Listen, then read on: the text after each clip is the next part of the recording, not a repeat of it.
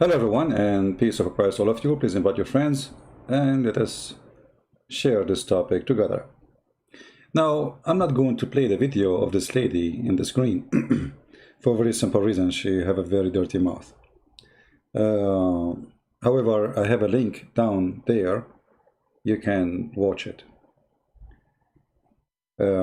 Supposedly this lady, she claimed that when she was 15, she was doing hajj with her family in Mecca.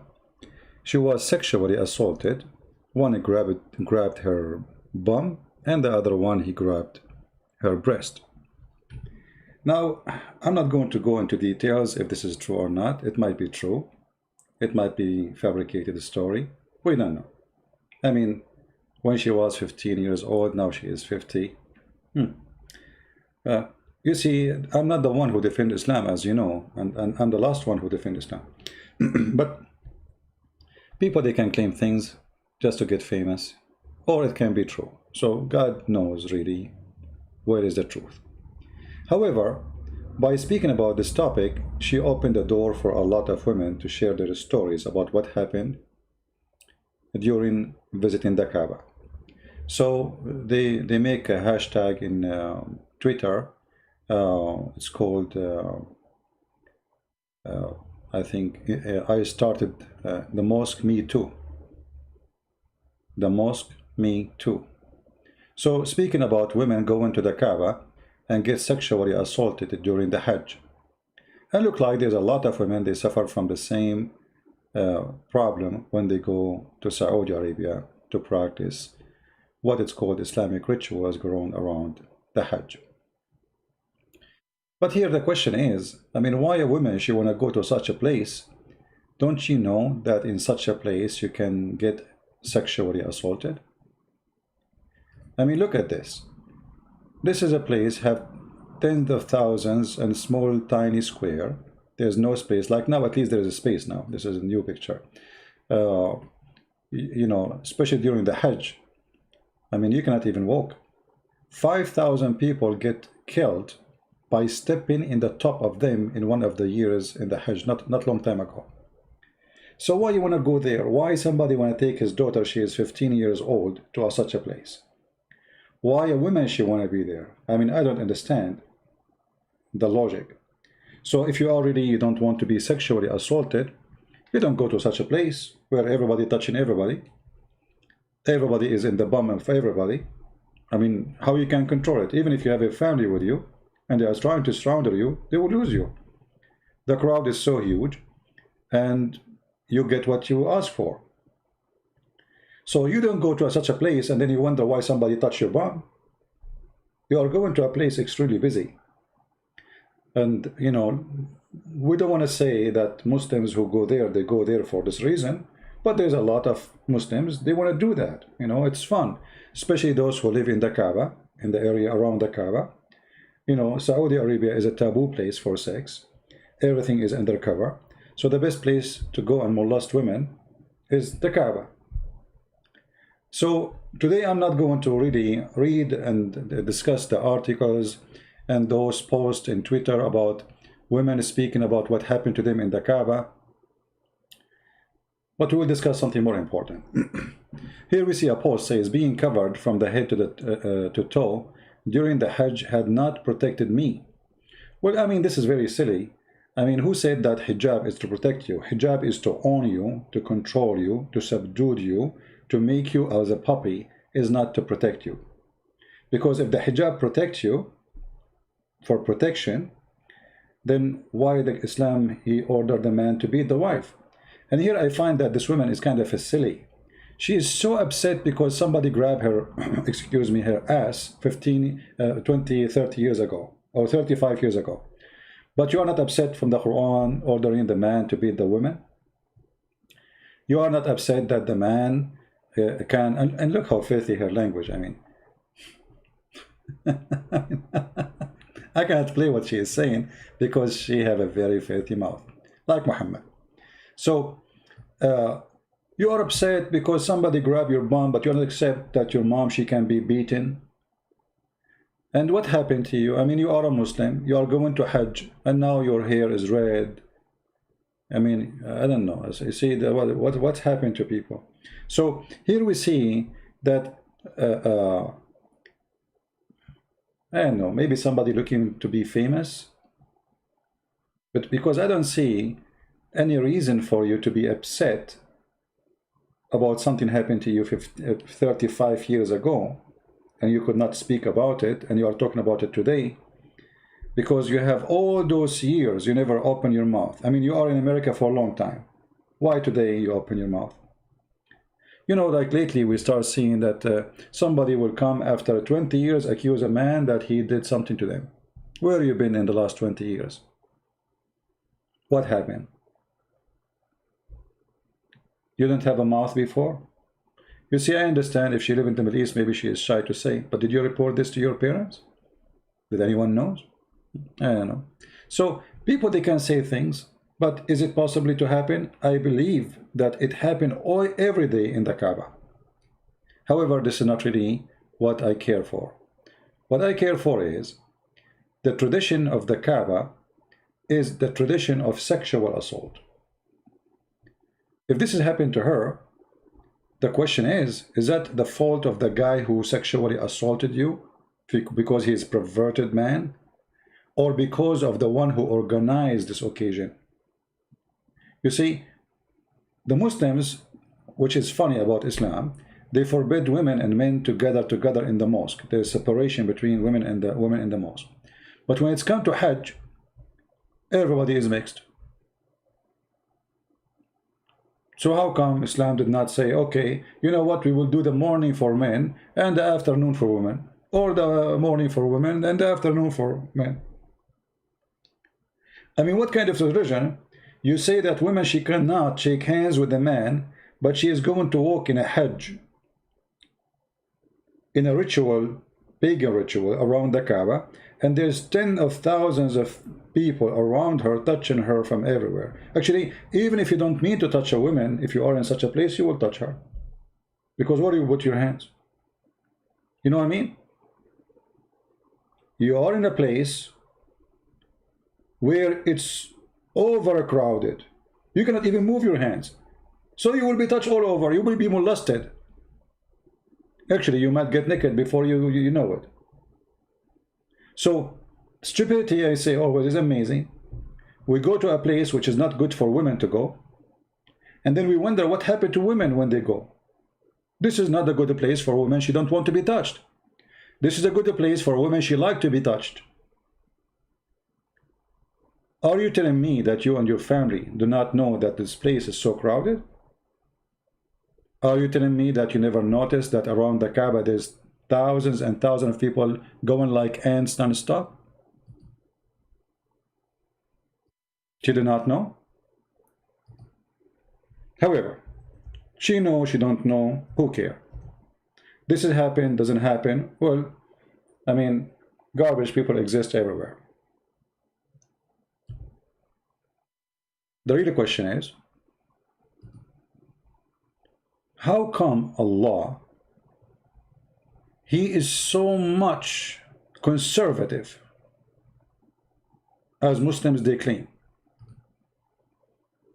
but yet when it's come to the Kaaba, a man can be standing behind the women, his hand and his body is touching her all over without giving details. Look at this. Look at this madness. So the problem is not that there is a perverted man, he touched you. The problem is that we have a religion, which is garbage religion, making things worse. This is the best place to spread corona. This is the best place to spread sexual assault, indecency. You know, someone might say, well, there's some Christian priest, they do the same. They do like, they are child molester, or even some, maybe they do bad things with women. This is true. But the church, it's not that crowded, will give a chance to a man to molest a woman. And if a woman, she got something happened to her, She can report this guy and expose him, and everybody will spit in his face. But in such a place, how you can report anyone? Even if you die, nobody will notice. In such a place, it's impossible to practice the rituals. I mean, this God who come with this idea that we have to do hajj, don't he knew that time will come and we will become billions? And how a human being will be able even to visit the Kaaba during his lifetime when there is limited visa? You see, this is how now they have limited visa, but because it's a few days today, by the way, they started doing the practice, the stupid pagan practice of the Islamic hajj. And now the Kaaba, as we go there, it's empty, totally empty, you know. I mean, they allow only a few people to go, very few people. You see what Corona can do?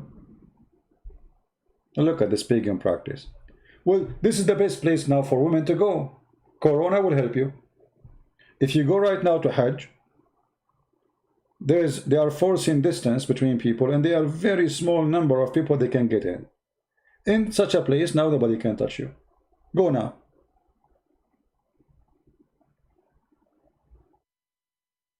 You better go now. But going back in history, we should know that the Hajj always was a sexual assault place. But it was not assault as assault, it was a sexual practice. As an example, if we go back, we will notice that Muhammad, after he took Mecca, took him very good time before he announced that nobody can walk around the Kaaba naked. You see, if you go and read the biography of Muhammad or read the Quran, if you read the whole Quran, you will not find one single verse speaking about people going naked around the Kaaba.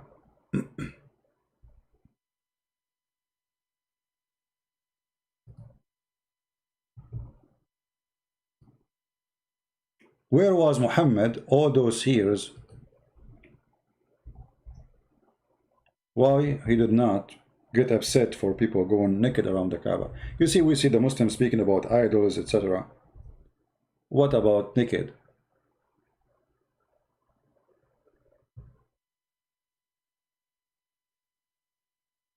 There's a verse in the Quran, chapter 2, verse 197, where it's speaking about having sexual relationship during the Hajj.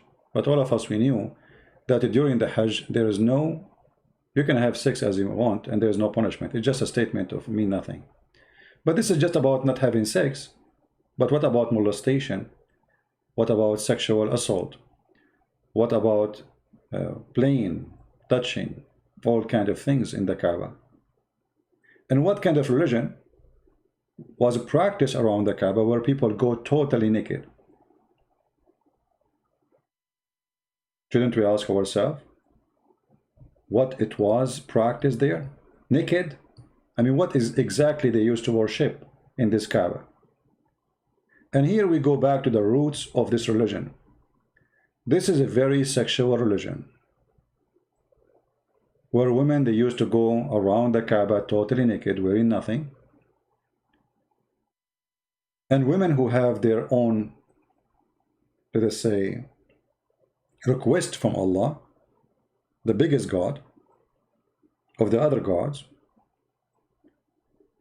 Allah and Akbar, if she have request, like let us say a woman, she want to have babies, but she have a problem, she cannot have babies. So when they have their period, they go around the Kaaba, and then they stand in the front of the black stone, and they touch their private part, and then they take the blood from their private part and they place it inside the black stone. And then the man, he come after that, and he insert his private part inside the black stone and praying to Allah that the woman, she will get her fertility. In other words, we can say that Allah is another version of Baal, the god of fertility. Actually, if you go in the Quran, you will notice that Allah, he was in competition with Baal, for he is claiming to be the god of fertility. And Allah, he claimed that he is he's a creator, and Baal is a creator, but Allah is the best of the creators.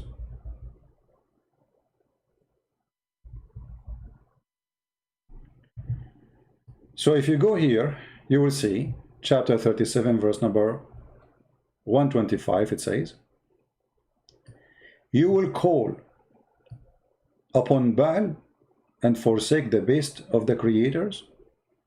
So the God of Islam, for he is a pagan God. This is Muhammad. You see, we don't believe that the God of Islam exists anyway. He's not talking. This is all is the Quran made by Muhammad, and some of it made by Warqa bin Nawfal. Will you call upon Baal and forsake the best of the creators? Look what happened here. Baal is the god of fertility.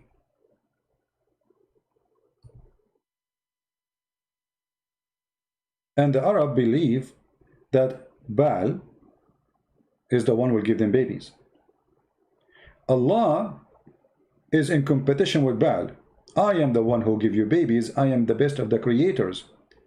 And by acknowledging that he is the best of the creators, that means he acknowledged that Baal is a creator too.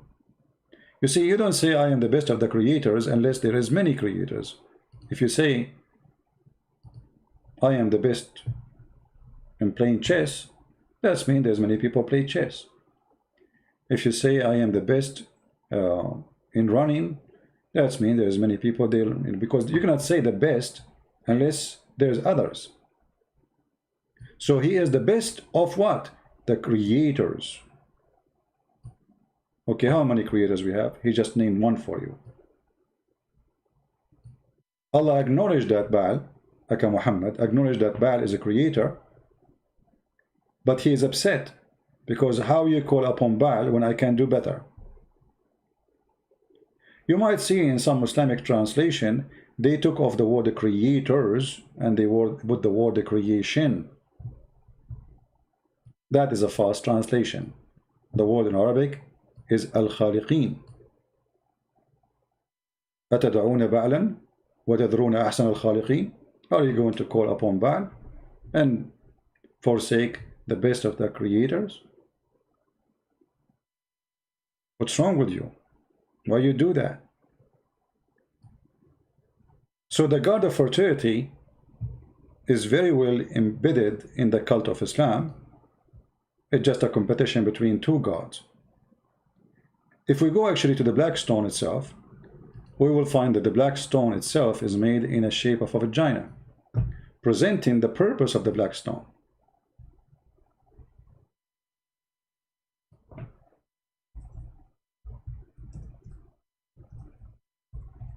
Let us see the black stone.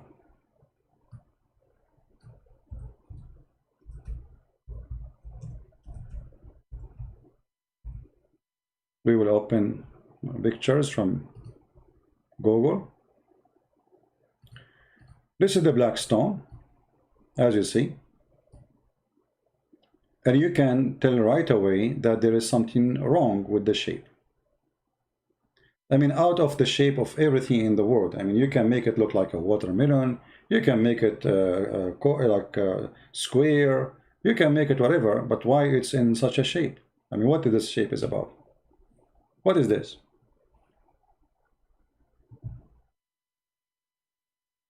That present the sexual origin of this black stone. This is a pure sexual stone. The same as the Hindu, they have a sexual stone for the male and female organ. Islam have a sexual stone, and in this scenario, it's for the female.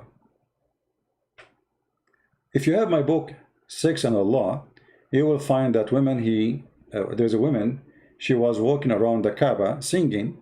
I don't know how many of you have my book. Singing about showing her vagina.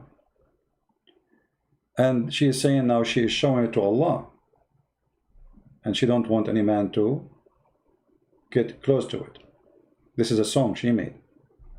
Muhammad, after he saw this woman totally naked, and this is after he controlled over the Kaaba, he wanted to marry this woman.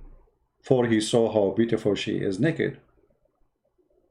And only then Muhammad, he decided to stop people going around the Kaaba naked, because he don't want this woman, who he want her to be his own, to go around the Kaaba naked.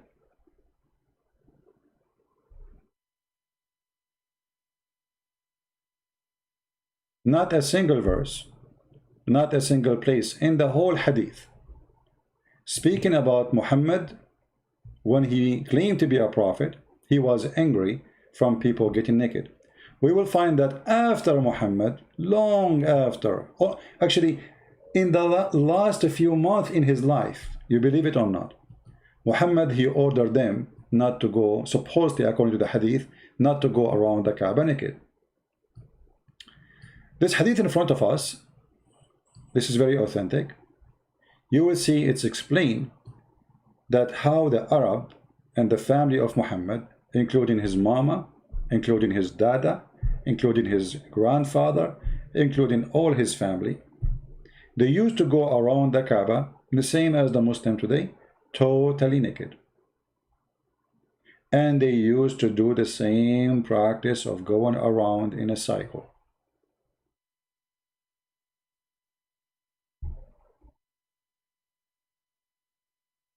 Muhammad, he did not change anything. He said to the Arab Muslims, do as they do. أفيضوا من حيث أفاض الناس. If we go to the Quran,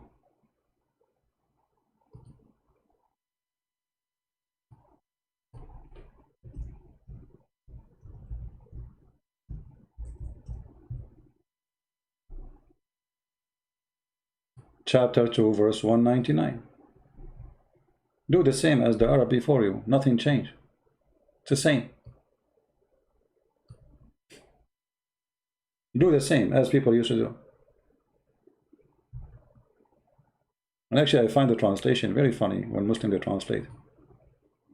This is Yusuf Ali. Let us change the translation.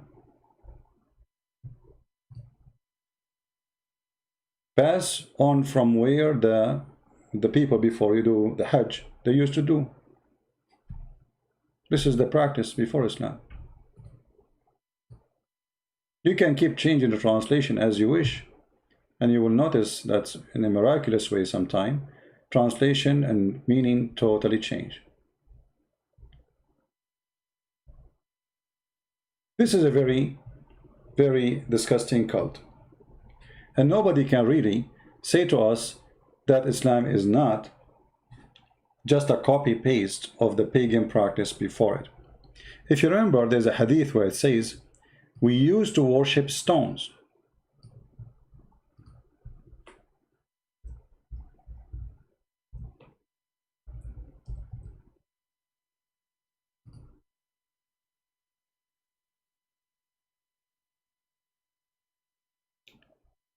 We used to worship stones, and when we found a better stone than the first one, we would throw the first one and take the later. But if we could not get a stone, then we could collect some earth dirt, imagine, and then bring a sheep and milk that sheep milk over it and perform tawaf going around it. The same. This is the same garbage. You see, they say to you, this is Abrahamic. I mean, what is it? What Abrahamic? This is, you see, we used to worship stones. This is a person from the time of Muhammad. He witnessed what they used to do before Muhammad came. So what Muhammad did, nothing.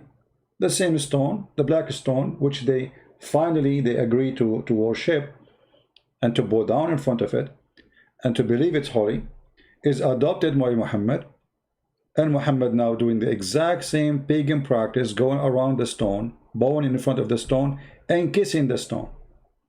And then Muhammad, he claimed that touching those stones can erase your sin. But who in the world want to believe in such a garbage? I was with Ibn Abbas, and Muawiyah would not pass by any corner without touching it. So I said, Ibn Abbas, he said to him, uh, the Prophet would not touch any beside the black stone in the Yemeni corner. You know, he said, this is the only favorite two stones Muhammad he touched. But why Muhammad he do that? In different hadith it says that touching those two corners, the Yemeni corner, it have stones coming from the temple of Al-Makkah. Al-Makkah, the same as the name of Makkah actually. And most likely the name of Makkah, you see the name of Makkah coming from many sources as a meaning. Like it can be about where people suck the water from rocks because so dry there's no water. But it can be that the name of Makkah itself is coming from the temple of Al-Makkah in Yemen, which is the temple of the moon god. And by the way, this temple, for a while, scientists, they thought it was the temple of the sun. And lately they discovered they were wrong when they were able to read the words is written in those temples. So if we go in the hadith, we will see it says the following. Here we go. It was narrated from Abdullah ibn Ubaid ibn Umayr that a man said, "O Abu Abdurrahman, why do I only see you touching those two corners?" He said, I heard the Messenger of Allah saying, touching them erase sin. Do we need more proofs that this is a pagan ritual practice of a man he have nothing to do with God? How we touching stones, that will erase our sin. Even Muhammad, he go farther. He claimed that the black stone is the right hand of Allah. Actually, I don't think this website have it, but you can search right now in Google, the black stone is the right hand of Allah, and you will see many translations for the hadith. Muhammad even claimed that the black stone is going to have eyes and mouth, and is going to witness for the Muslim in the judgment day. Let us see if we can find the reference. Give me a second.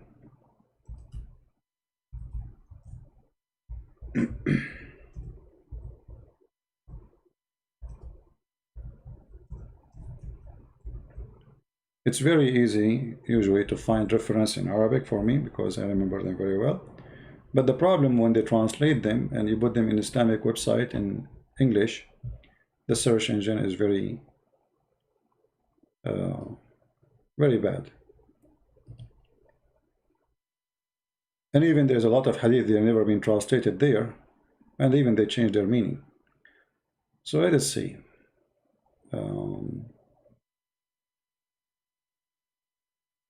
Let us see if we can find this hadith here. We are just trying to find it in English. This is the problem, actually. Here we go. This is, we cannot find it in English. This is the problem about exposing Islam. You know, I suffer from for years and years. Like now is way better than before. At least now we have those websites. When I start exposing Islam, I have to do everything manually, let us say. There's no translation, no Muslim translation, nothing, you know.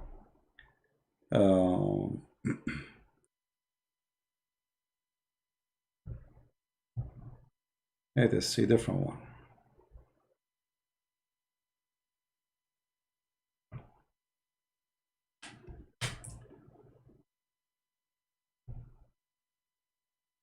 Okay.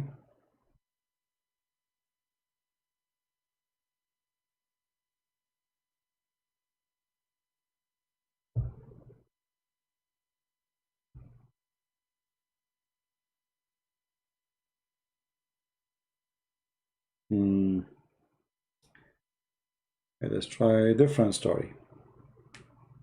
I don't like to mention something without giving reference, you know. Okay.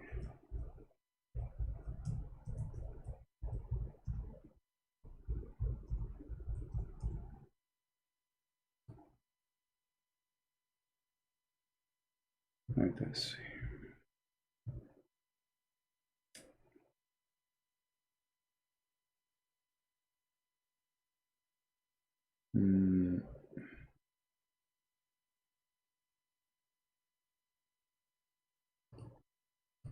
Let us try this one.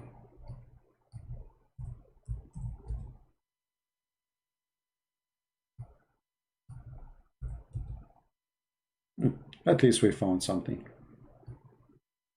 In English, the Messenger of Allah said about the black stone, by Allah will raise it on the day of resurrection, with two eyes by which it sees and tongue that it speak, with testifying to whoever touch it in truth. So the Muslims believe that this black stone is a living stone. In different hadith, Muhammad, he says it is the right hand of Allah. Actually, as long as I mention this, let me see if I can find the reference so Muslim will not say, how come he did not show this hadith? You know them. We show all the reference, and yet they say he's lying.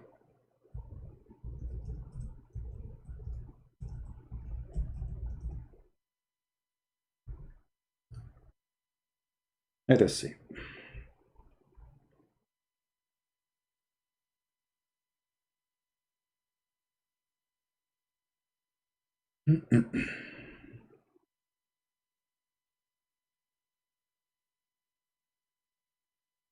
Okay.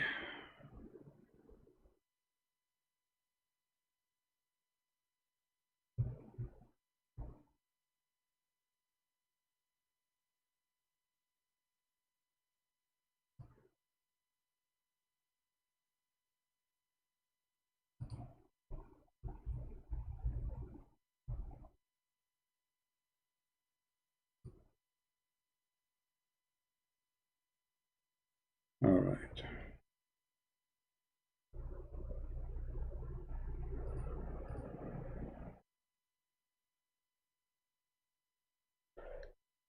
All right.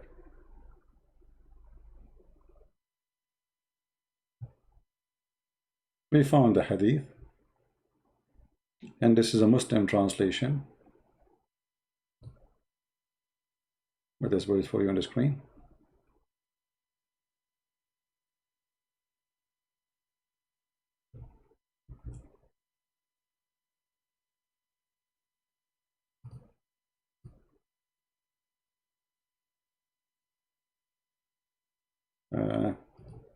When you click at the page play commercial. Let us see.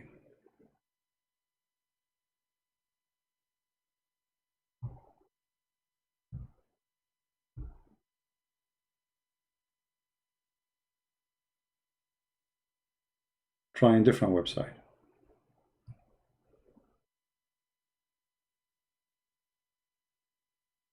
All right, that will do. I mean, otherwise we will keep looking forever. But you can do your own search, you know, and try to find it yourself.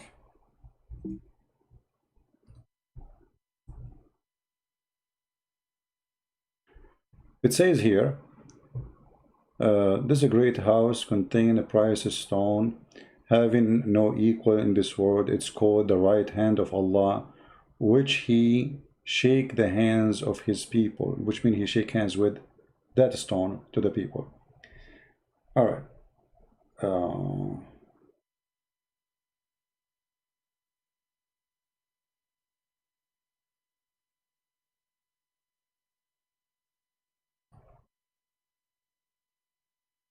But where is the hadith? Translation.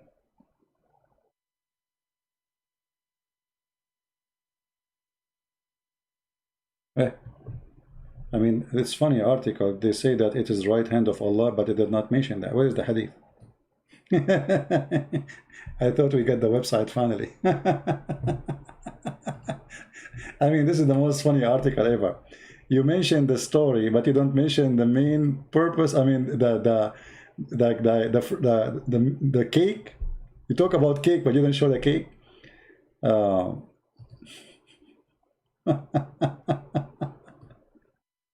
All right, actually, I found it in Answering Islam website translation. Let us see. I have it in Arabic. I can show it in Arabic, but we know we want to show it in English so you guys can read it.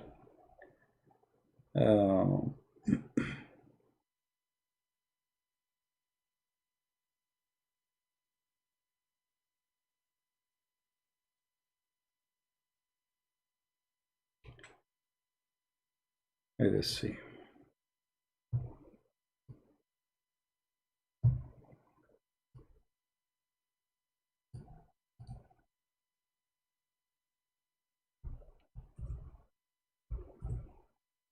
All right, this is the hadith translated here.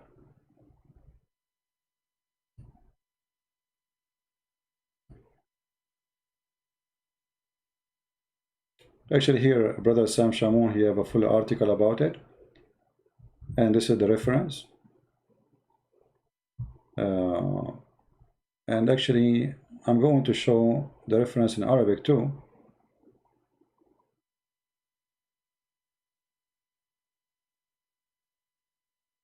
For those who speak Arabic, just give me a minute, because it looked like it's kind of hard to find in Arabic in English.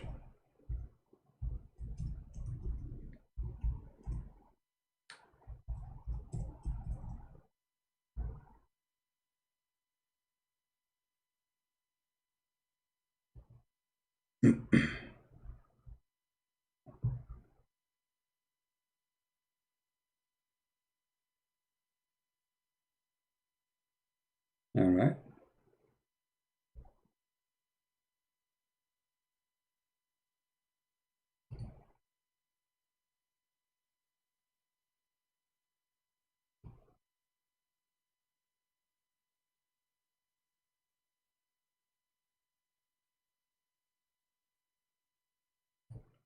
I have the hadith already in front of me, but I'm trying just to find, as you see, this is the hadith. This is a book, but I'm trying to find more powerful reference. Go into Mr. Google now, as you see, just to share with you the screen.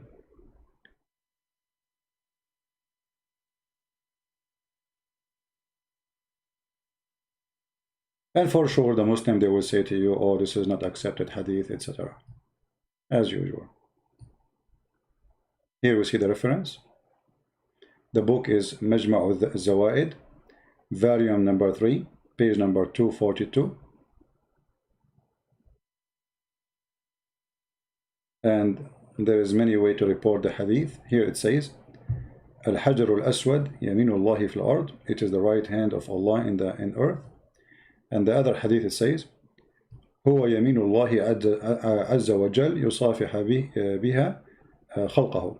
So it is the right hand of Allah. He shake hands with it, those who He created them. You know?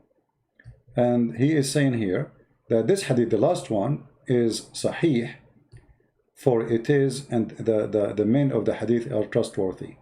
The first hadith, which is the black stone is the right hand of Allah, it's the same actually between the one they agree with and the one don't agree with, but it's the way it is recited, or let us say written.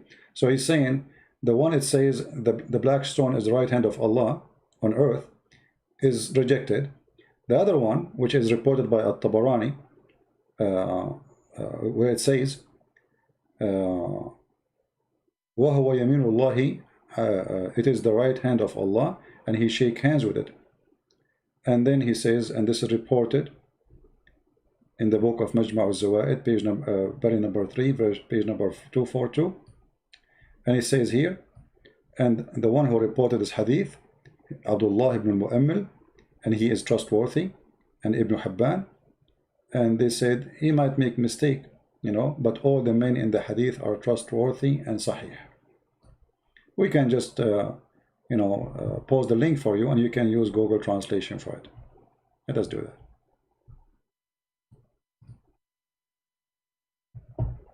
And always, you know, you need to ask yourself, those things, they don't come from the middle of nowhere. Obviously, there's roots of them to believe that the black stone is the right hand of Allah. I mean, how this come, regardless if it's true or not, how they come to this conclusion, you know what I mean? As we say, there's no smoke without fire. I mean, when you have a smoke, you have a fire. Obviously, something is burning. And the Muslim cannot reject that Allah he have hands. You see, like as an example, if you go in the Quran, you will see the Muslims always they come with their own false translation, and we can give you many examples. Like the Quran, many places it says Yaday Allah, the two hands of Allah, the two hands of Allah. In the translation, you know, they don't put the word two hands of Allah. They put authority, they put, I mean, they put everything except the word which is speaking about the two hands of Allah. As an example, if we go, let us go to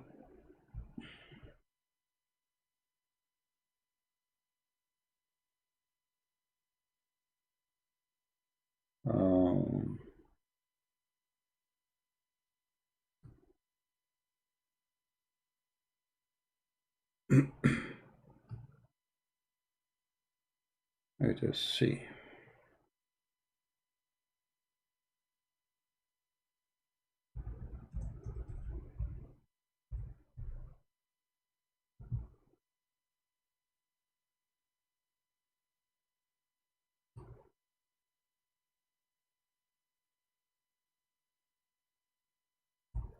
If you remember once when David Wood was debating with a funny kid, Muslim kid, he said, who said that Allah have body parts, denying everything Muslims believe in, because Islam, you know, Muslims don't debate, Muslims they play games and they lie.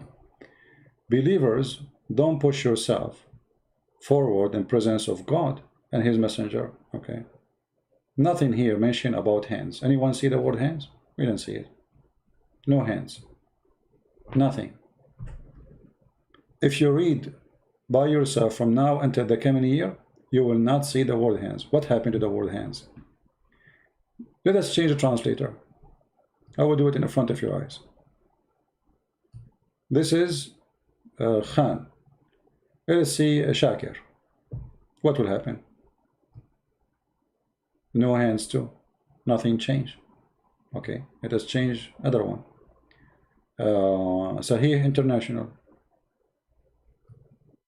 No hands too. There is no hands. Okay, let us change. Big Tal. No hands at all. Look like Christian Prince. Maybe he's not saying the truth. You know, no hands. I mean, how come there's no hands? This is Aitani. No hands. Okay. So you have to keep changing until you got lucky, and one of them he said the truth. No hands. Look, not a single one. Let us try something different. I mean, obviously, where we will go? All of them, they are saying no hands. So is it possible that all of them they are lying? There is no way. Right? So if anyone is reading or watching right now, he will say, I mean, come on, not a single one agree with you? Not a single one. Look, there's no hands. Let me open different website. So maybe we can make miracles happen.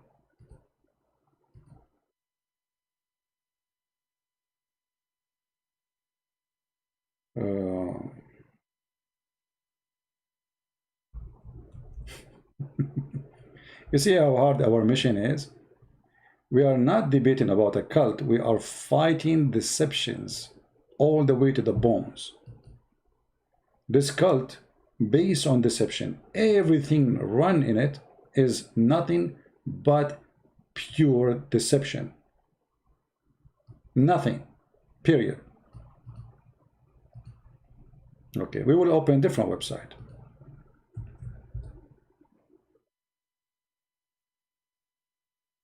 All right. This is Quran.com. All right. Let us try our luck. Maybe our luck will be different. I mean, now, let us see.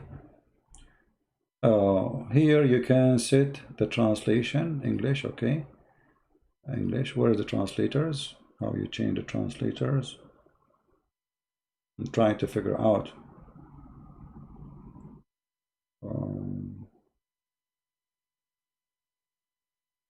Where to change the translators?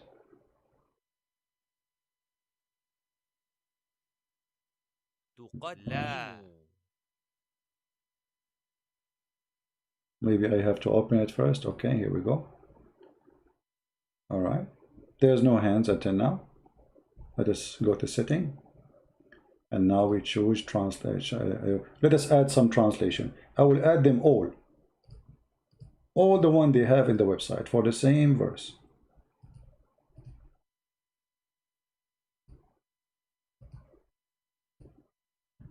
Read with me carefully. Dr. Ghali, Dr. Muhammad Ghali, do you, O who believed, be not forward before, literally, between the two hands of Allah. How come every single translation, the word hands of Allah is gone?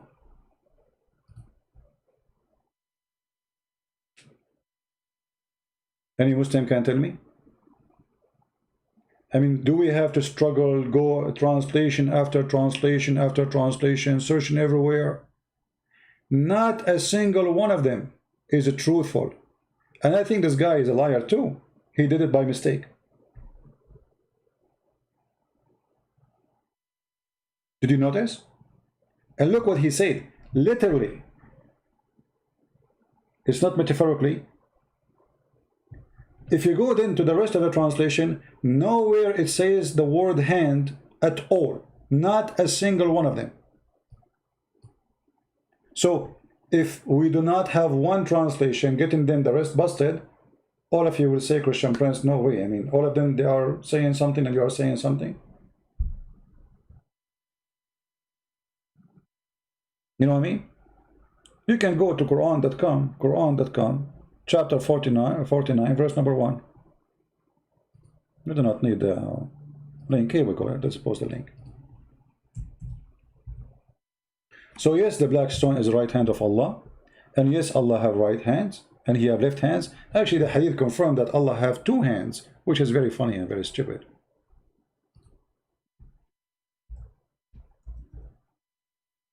I mean, you are trying to hide what? That Allah, he have hands? Huh? Both hands of Allah are right.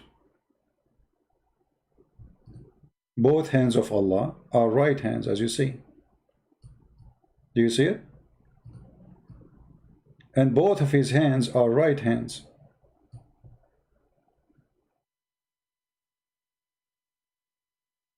So when we talk about the cult of Muhammad, we have to remember that we are fighting deception, lies, sexual religion, 100%.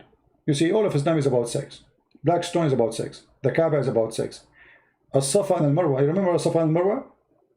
It is a sexual practice of hajj, where they have a statues for a male and female, one in a small mount and the other one in the other mount, facing each other. And the Muslim, they go between them, which is a status for a male. He have sex with the female inside the Kaaba. And the Arab, especially Al-Ansar, they used to worship them and go between them. And Muhammad adopted the same story. So when you want to complain, as we saw this woman, she's complained about sexual assault in the Kaaba. Why you go to the Kaaba? Don't you know that this is the best place for sexual assault? This religion is about sex. When you accept to marry, you accept to be a Muslim woman, you accept sexual assault, part of the contract. Why? Because according to Islam, your husband, he can rape you.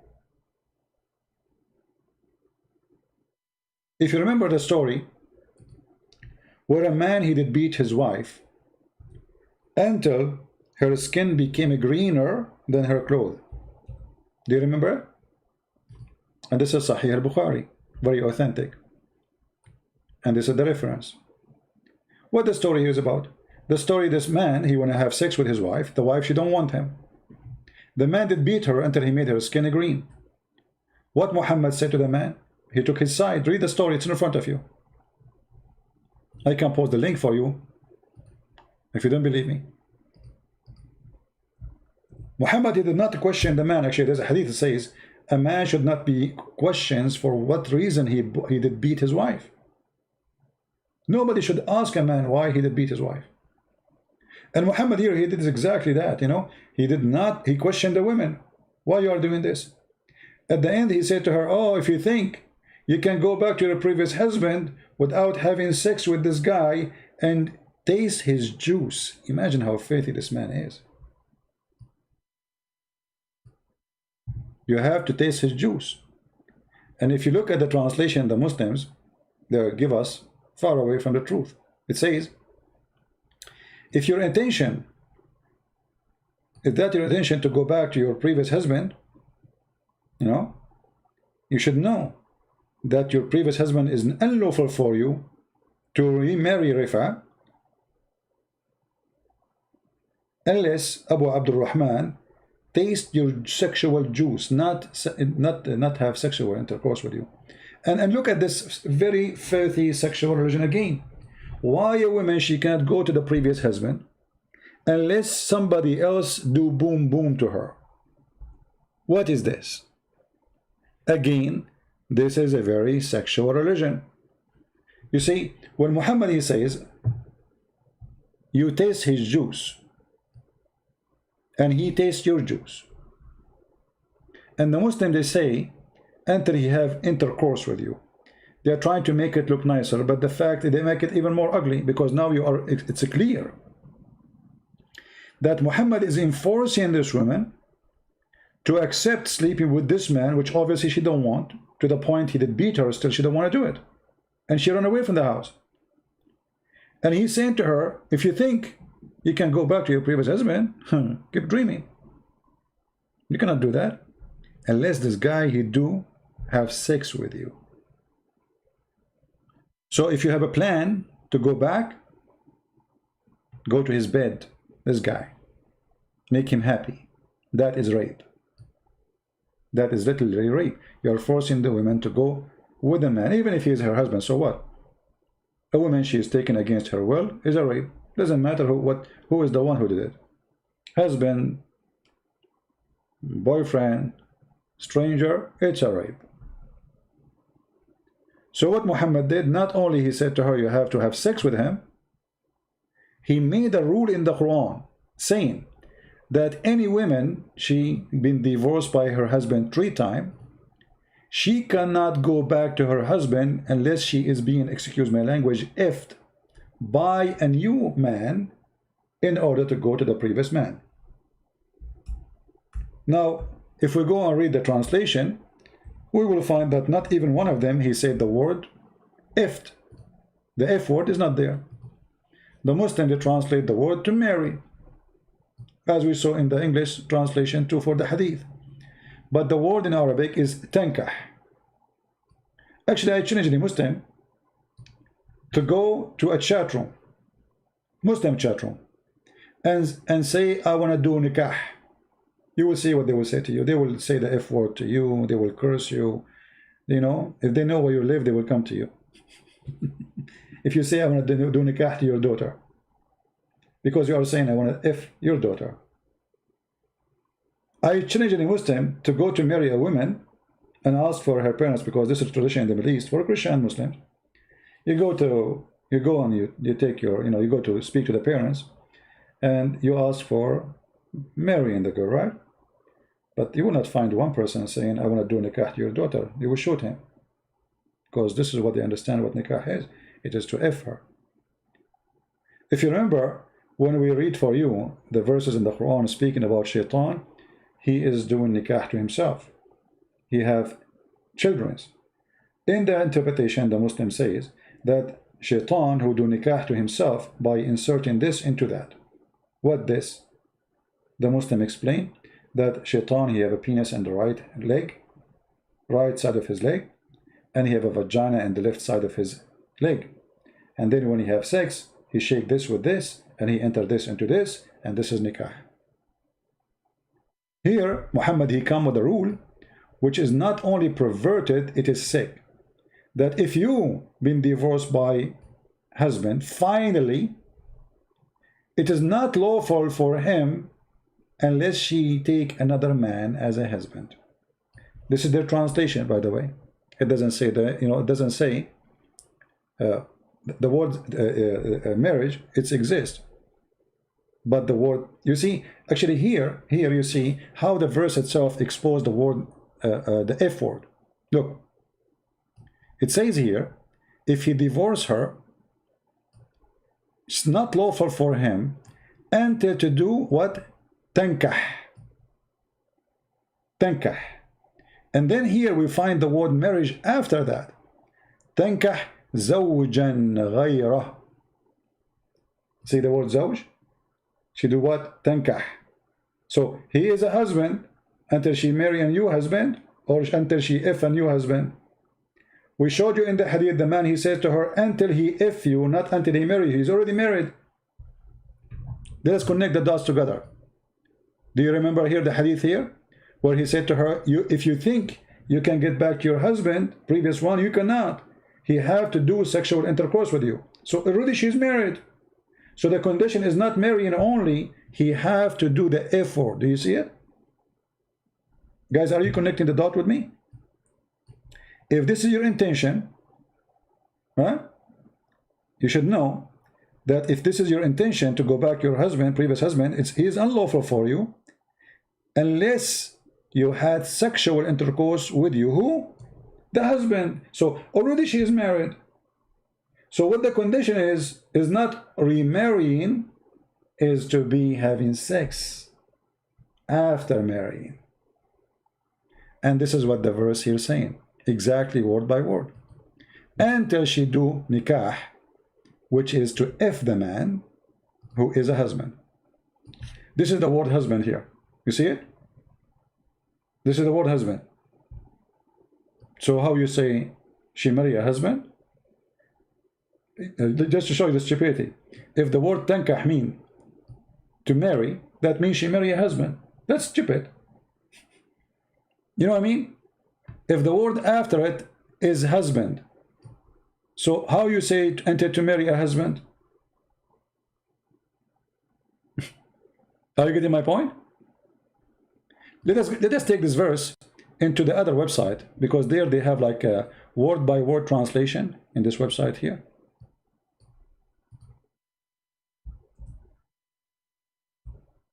Let us see.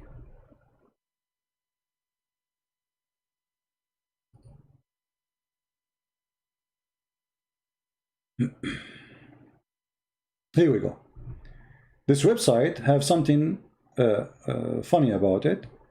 You move your mouse in the top of the word, and that will show you the translation, right? Okay, so let's go here. She marry a spouse. How you marry a spouse?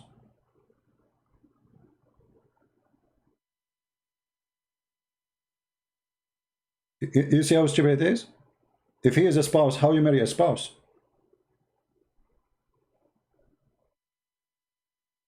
Guys, do you understand me? If he is a spouse already, how she marry him?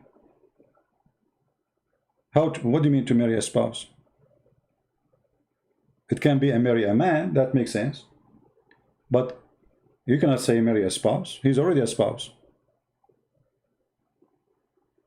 So the word here is to F a spouse, not to marry. If you remember, there's the kid Mimi, as long as we are in this website here,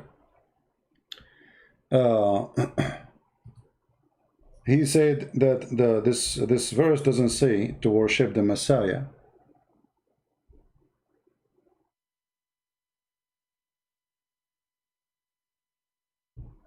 You remember? And then he hung up on me, the coward.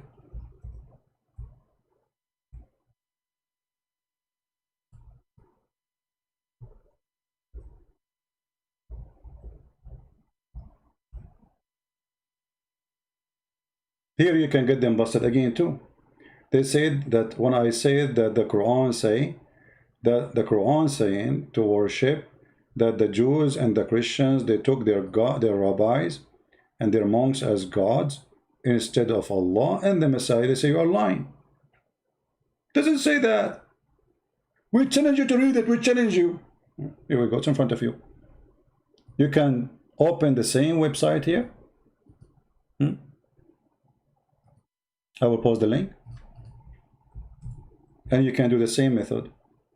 Move the mouse in the top of the words one by one, and you will see that this is a true translation. They have taken their rabbis, their monks, as lords beside Allah and the Messiah. Do you see it? Do you see it? They took their monks and rabbis as gods beside Allah and the Messiah.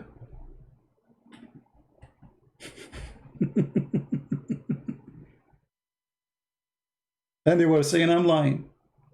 This is why never take a Muslim, a Muhammadan translation. When they quote for you a verse from the Bible, they are liars. Like today, somebody, he posted that Paul, he said, you can have sex with your daughter. Do you believe it? He said in 1 Corinthians 7, it says, Paul, he said you can have sex with your... When the whole chapter is about how to be decent, and actually is advising them not to get married so you can be devoting yourself to God. You cannot believe it how filthy the devil is. And the second you follow the devil, you are filthy like him.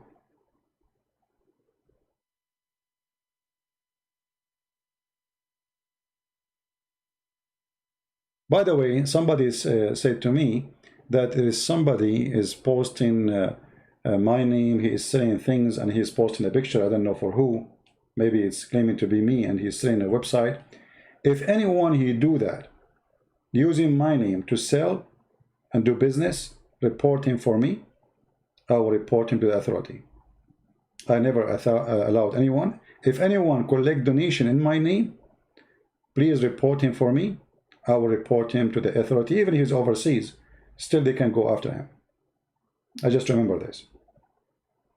The books I give is for free. Nobody allowed to sell it. And nobody is allowed to use my name to sell and make business.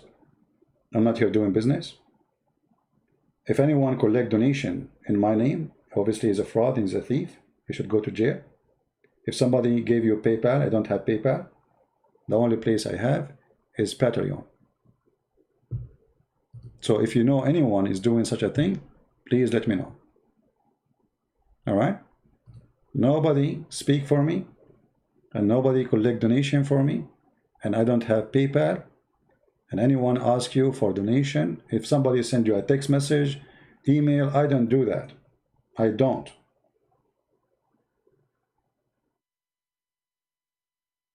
You always hear me talking from the beginning to the end. I don't mention give me donation.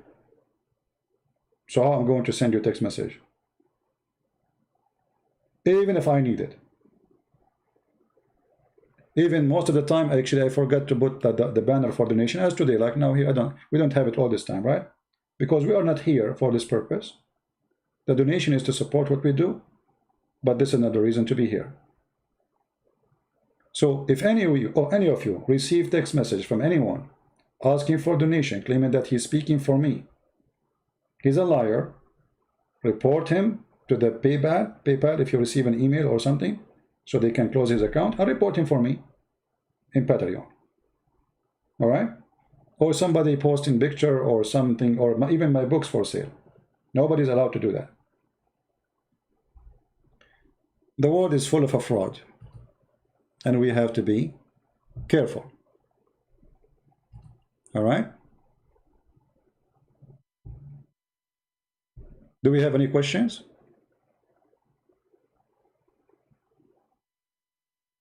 Anyone have a question? You see, this is not the time usually I go on. Tomorrow in the morning, I will try to go live on air. I will try, but not necessarily. So if I find myself unable to go live on air, I will change the timing. But mostly tomorrow in the morning will be live on air.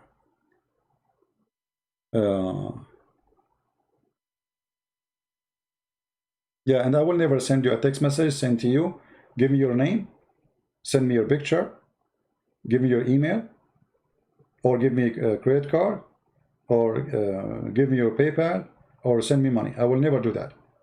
Even if you receive it from my official account in Skype. That's mean if this is happening, it means it's hacked. Is it possible? It's possible. You know, we hear about people getting hacked, correct? Never, ever, ever give me any personal information about you. I speak to people around the world. I don't care who they are. I don't ask them how they look like. I don't ask them how tall they are. I don't ask them how, this is not my business.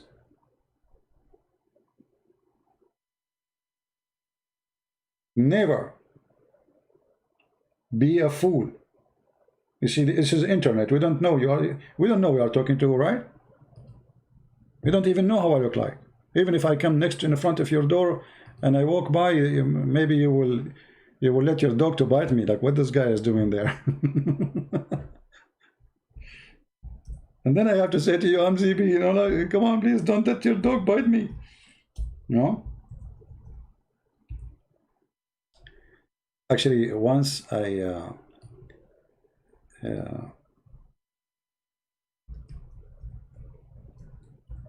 met a brother, and you know, he took me to his house, and then he said, I have to go downstairs.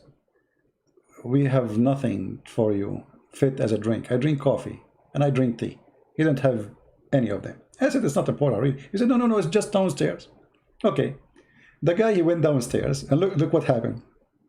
He went downstairs to get it's a very high building.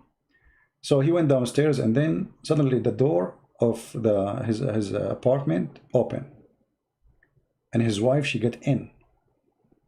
She get in and she saw me in the living room. She looked at me and she run out. I saw somebody look and run out and close the door of the apartment. I don't know who is that. Mostly it's his wife. But this woman, she thought she have a thief or something.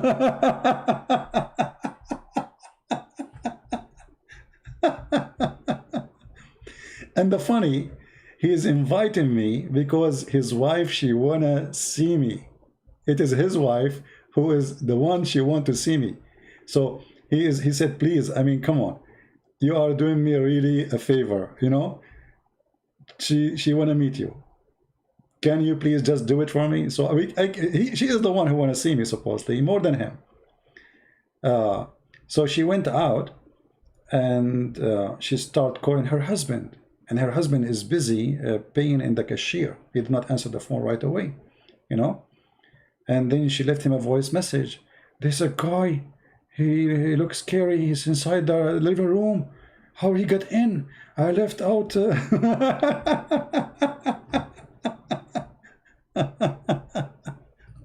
That was funny, isn't it? So anyway, so then they came back together. And she opened the door and she came in and she said, sorry, I really apologize. I saw you and I ran away. I got scared. I don't know that this is you. You know, it was really funny. Yeah, good she did not call the police and get arrested, you know, like a thief in the house. Yeah, that was a funny story. That's what happened when nobody knows you, know? She didn't know that this is me. How she will know? She have no idea. So...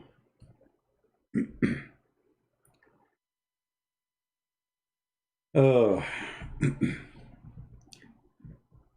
yeah, life is full of stories. Now speak the truth that you have in the Bible. The truth I have in the Bible?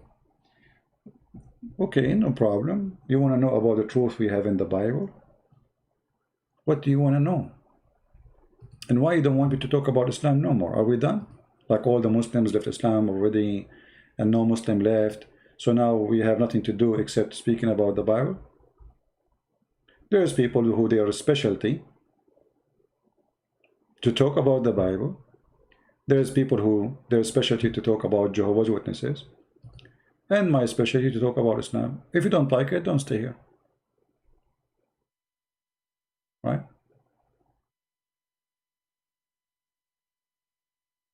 Why you are here?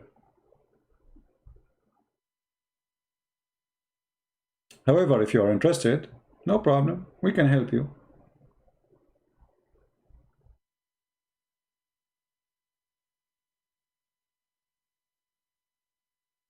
Every one of us, he have his own gift, and the gift should be used in the perfect place.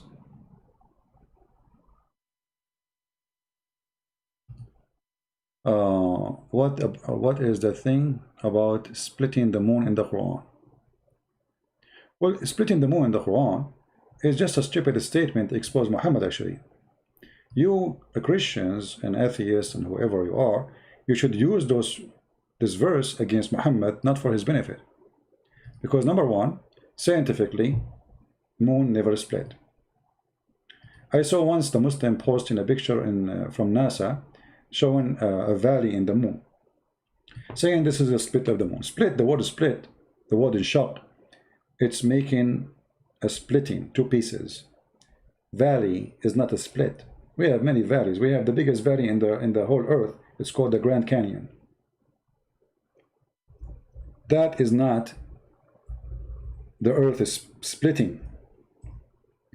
So the fool Muhammad, he copied a poetry of a Christian man, his name is Amr al-Qais, where it says that the judgment day is near and the moon split. But he was talking about his girlfriend or his love, who is so white, and the Arab, they like white women, it's not a secret, and they are racist at the end of the day. It's embedded in their culture. The last hour is near and the moon split asunder when he saw his girlfriend when she is so white in the middle of the dark. So it's like the moon split. Suddenly from the darkness, a light is coming. The guy was talking about a woman, was not talking about moon. Muhammad, he copied it word by word, he put it there.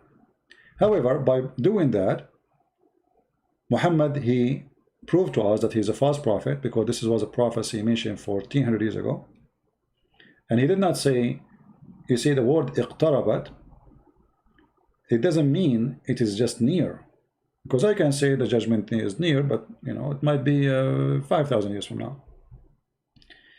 Iqtaraba is something getting so close. It's in the corner.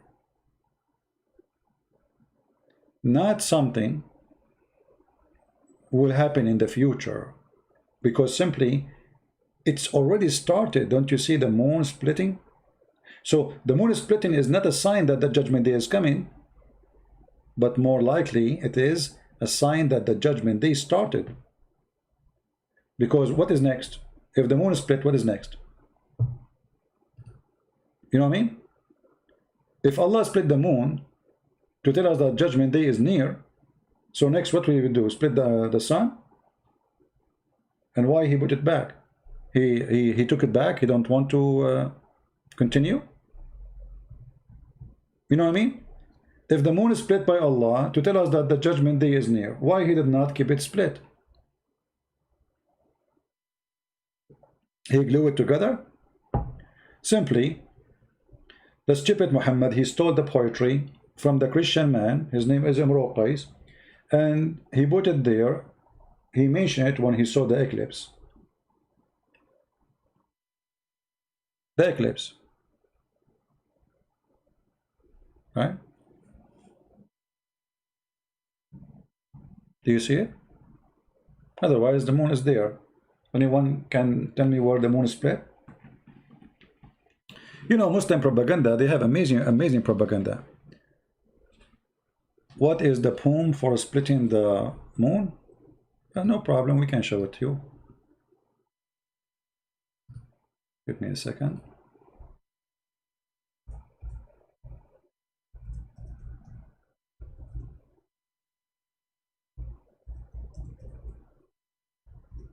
Actually, Muhammad, not only he copied one sentence from the poetry of this man, he copied everything.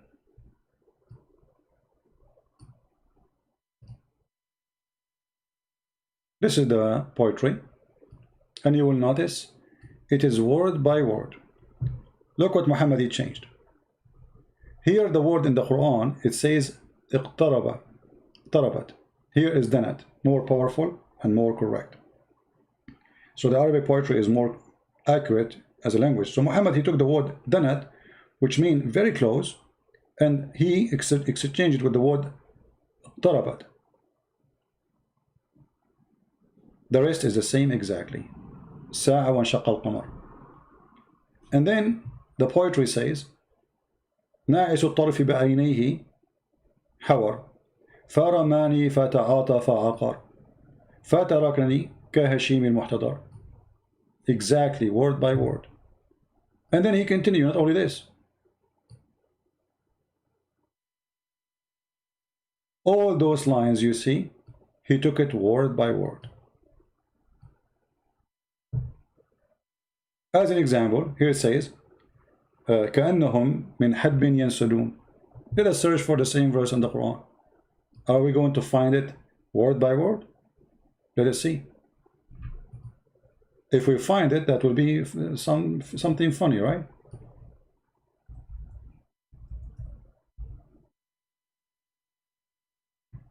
Read it. Exactly the same word. من كل حدب ينسلون. Exactly, with no change, word by word. If I take a snapshot, let us take a snapshot from the poetry. Where is the poetry here? Okay. I will take a snapshot. I will put a line underneath of it.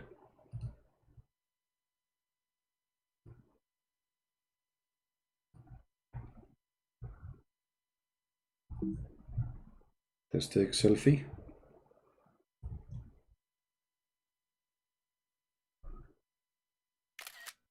Okay.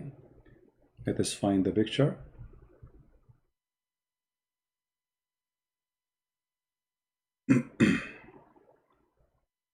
And now we go to the Quran.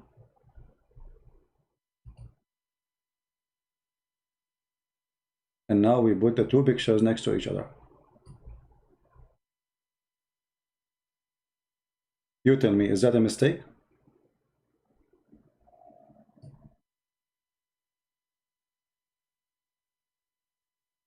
I'm trying to make it. Let us do this.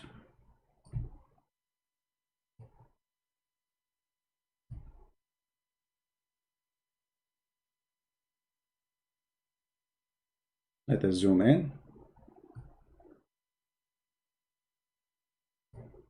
It's exactly word by word. This is the Quran, and this is the point.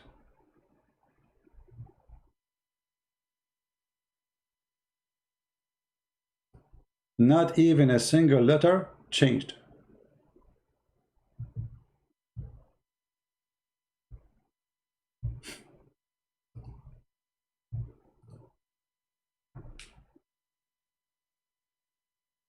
Oh yeah, the poetry is older than the Quran for sure. Oh yeah. No, for sure the poetry is older than the Quran, not the opposite.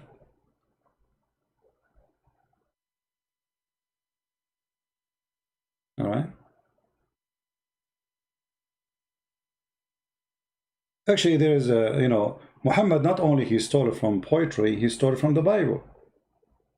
You see, if I make a topic about the Bible, the theft of the Bible in the Quran, it's endless.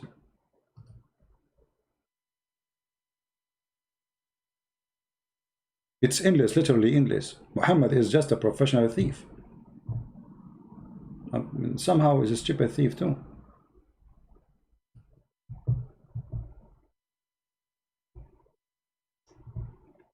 Do we have any? Maybe we should make a special topic about it.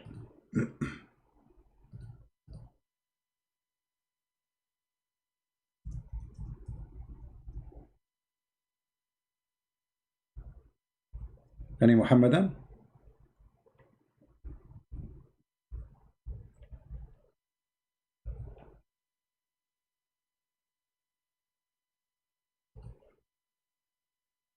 Anyone? Actually, even our Father out of heaven, Muhammad, he stole it too.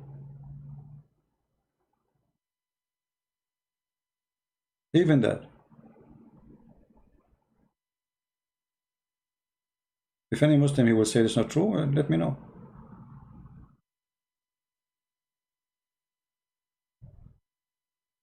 Who of you remember that Jesus, he said something about camel and a needle as an example?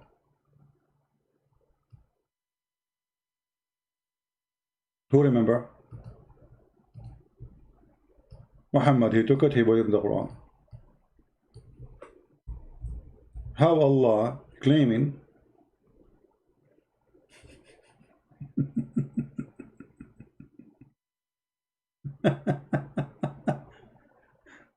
how Allah claiming to be God, but he take the word of Jesus, and this is God talking.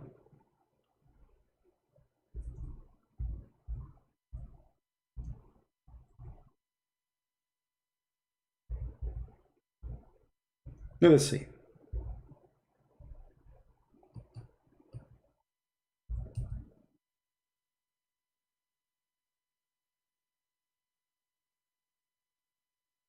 Do this verse for you ring a bell? Let us put it in the screen.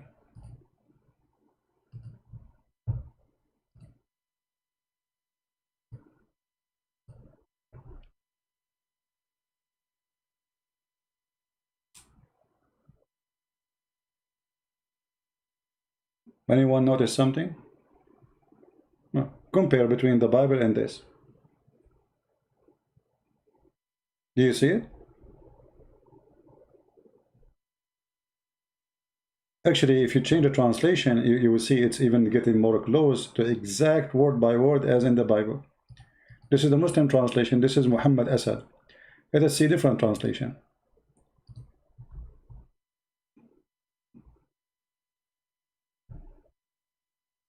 Do you see it? Is that a theft?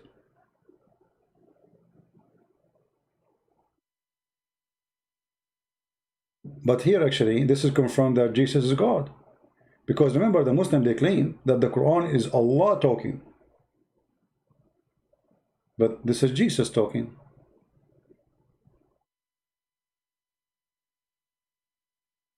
The one who is saying he want to debate me, he's called himself Humar, I don't know. Do you want to call me, my friend? The Muslim who is so excited, do you like to call me? Say yes, I will open Skype for you. Because I have a feeling that you are the man. Are you the man? Debate Halal Humar. Okay, where is Halal Humar? Are you Halal? Are you Halal? Or you, this is your boyfriend? Is Halal with you? I think this is you. Because Muslim Abdul, they go to chat and they like to be famous. So they talk about someone, it is them. Nobody mentioned their name. We never heard of this guy. Who is this guy? Is that you? Okay, I think it's time to block you. You are just having a diarrhea and you keep repeating the same. Say hi to daddy. And next time, don't come here. Send the Hilal Humar and he will let him call me. All right, potato? Here we go. I just added you to my potato list. Have fun as a French fries. Hmm? Yeah.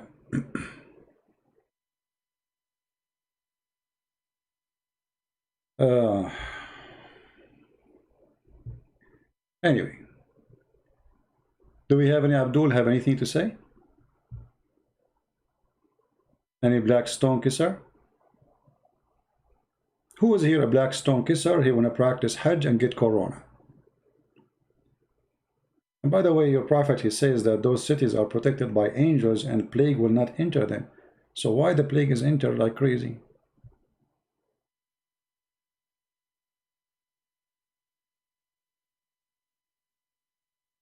Explain Al-Ankabut, verse number 45.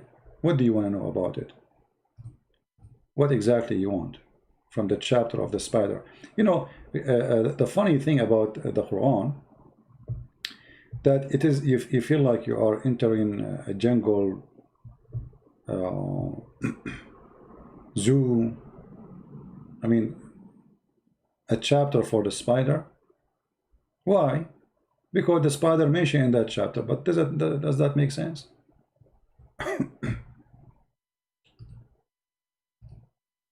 Tell me what you like to see in this chapter, my friend.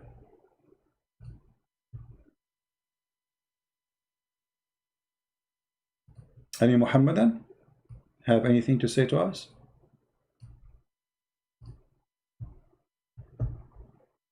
Actually, there's a mistake in the chapter of the spider where it says that the most weak house is the house of the spider. Because if this is meant to be literally, well, this is wrong.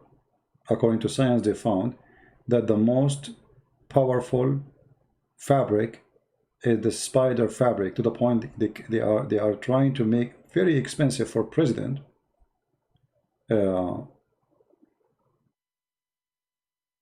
like a vest, bulletproof, for that purpose.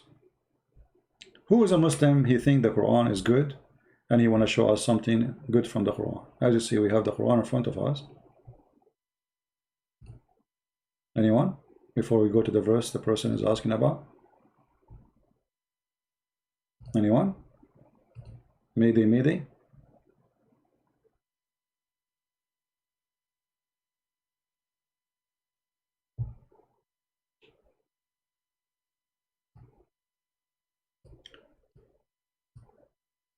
I don't know. What do you want me to explain that verse? The one who's asking me.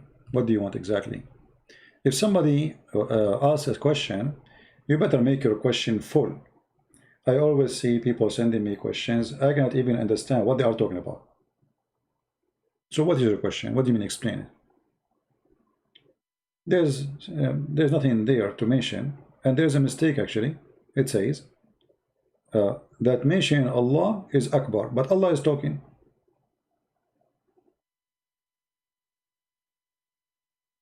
And Allah, He knew what they are doing, but aren't you Allah? If I am the one who's talking and I am Allah, how I say and Allah, He knew what they are doing? Shouldn't He say and I know what they are doing? You know what I mean?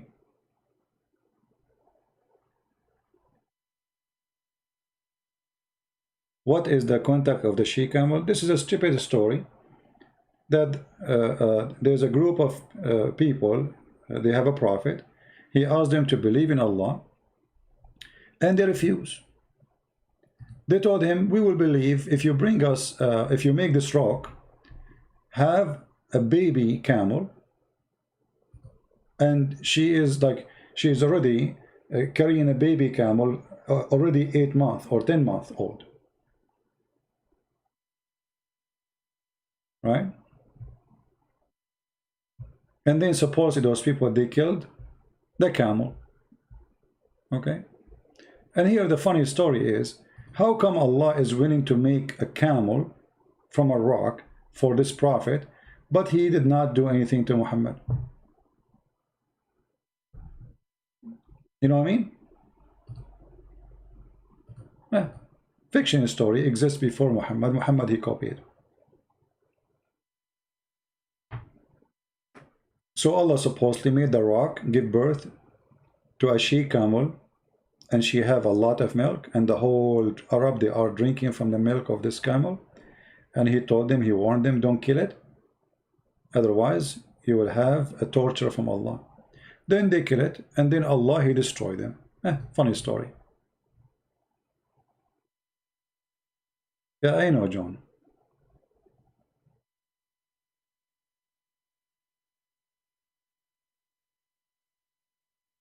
Any Muhammadan? Anyone have a question about the hajj, the molestation place?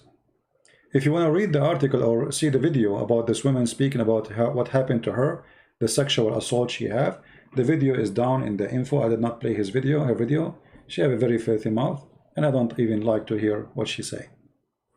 I don't like this kind of people who have a very filthy language. And I mean, it's funny. I mean, Muslims, they go to America and suddenly she have a blue hair, red hair. I don't know. I mean, see what America can do. And suddenly they have a voice. In their Islamic countries, they have no voice. Women, they get arrested for posting a picture in Twitter, in Facebook, in the Islamic countries, in Egypt, in Saudi Arabia. A woman, she danced, they arrest her. Other women, she wear some clothes, whatever. I mean, they claim that they are decent country. Like, you know, in Egypt, they arrested women. Let us go here. I mean, they are like, let's say there's some people, they are empty-headed, and they have time to kill. So they make videos and they post videos in TikTok, whatever programs. They arrest them. But they arrest them for what? Because they are promoting bad things. And this woman, she was in the Hajj. What happened? I mean, what? There's not even one single color is missing. What happened to your head? What is that? Okay, here.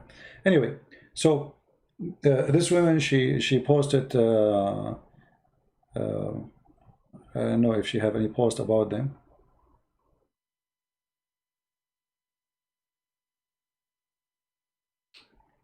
I began mosque me too because I had sexually assaulted twice during the Hajj and 80, etc. Okay.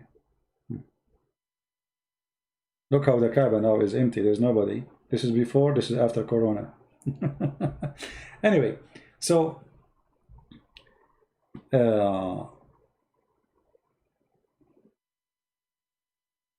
you go to such a place and you are expecting that nobody will molest you.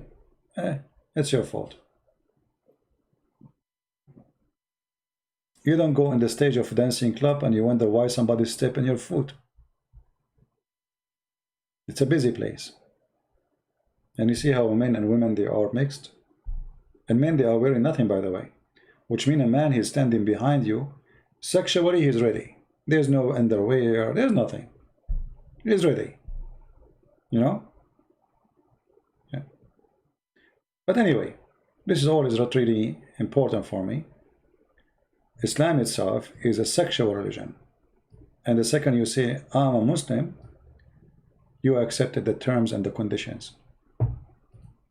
Islam allowed a man to beat you. By saying I'm a Muslim, you accepted the terms and the conditions. If you are a Muslim with no choice, you are born in a family, they are Muslims, and you get a chance, like you are in America, you are in England, you are in a free country, and you don't leave, that means you accepted the terms and the condition, and you have the right, you don't have the right to complain. Read it, leave it.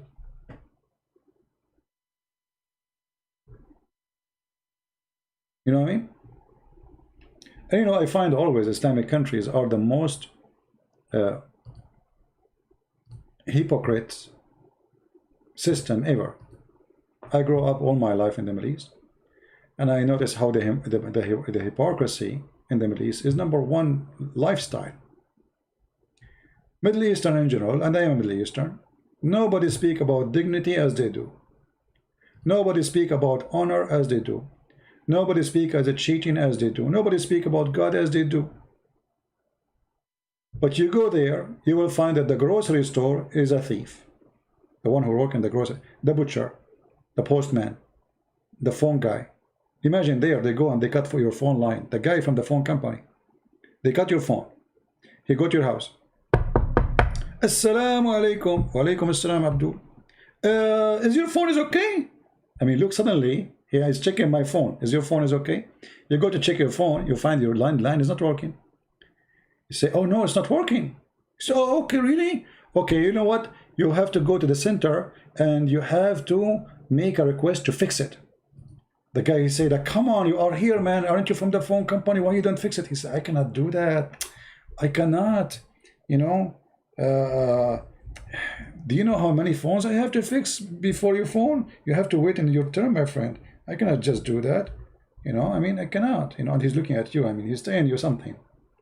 And then you say, oh, okay, come on, you know, we need a phone. You know, we cannot stay without a phone. I mean, come on. And you take some money from your wallet and you push it in his pocket, and he will say, no, no, no, I cannot do that. And he's looking at how much you put in his pocket. Like, supposedly he's the good guy. He's the one who cut the line. He wasn't the leather. The leather is still there. So you give him, let us say, $50. He go back in the leather. He connected the line, and he come back to you after 2 minutes. Is it working now? Check out. You go inside. It's working. Thank you very much. I appreciate it. Say, okay, but please next time be careful. You have to apply, you know. The biggest scam in the earth, and nobody speak about how perfect Islam and Islamic country is. The policeman is a fraud. The president, the king, the prince is a fraud. The judge is a fraud. I mean, whatever, you know, right now, if you go right now, if you are a Muslim, be honest. Search how many butcher in the Middle East. They are selling the meat of donkeys as meat of cow.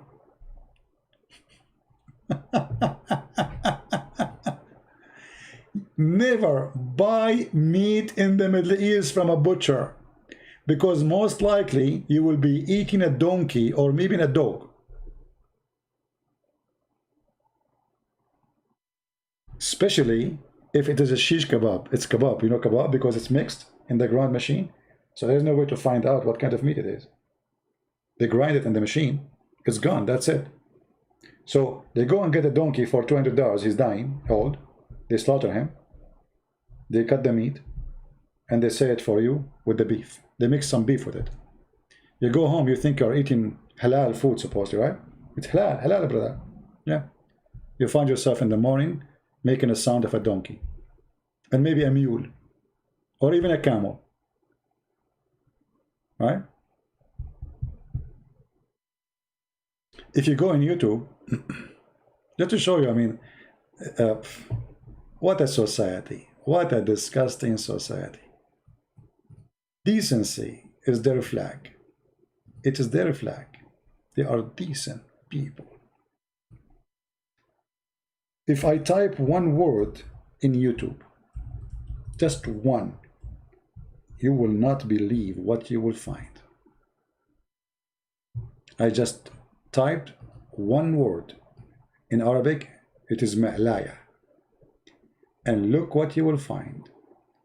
Tens of thousands of videos of women shaking their bum, dancing in a sexual way, women laying in the top of each other, literally touching each other, and everyone around them is a hajji. He went to the hajj. Look, look, look. Look at the hajj. Look at the decent people. You see, there's women in the down. I don't know if you can see. Let me zoom a little bit. There's women riding the other women. Do you see it? But we have to be honest. They are wearing hijab.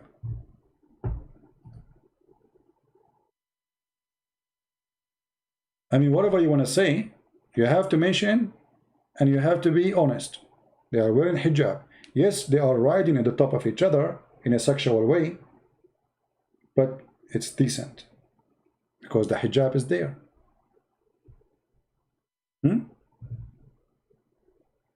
This is Islamic countries. Look at this. Look at this. Look. Look, look, look, look. Alhamdulillah, MashaAllah. And they speak about Western women, Indonesian women, Indian women. Look what they have. Look at this. I mean, I just type one word. I did not even type a sentence.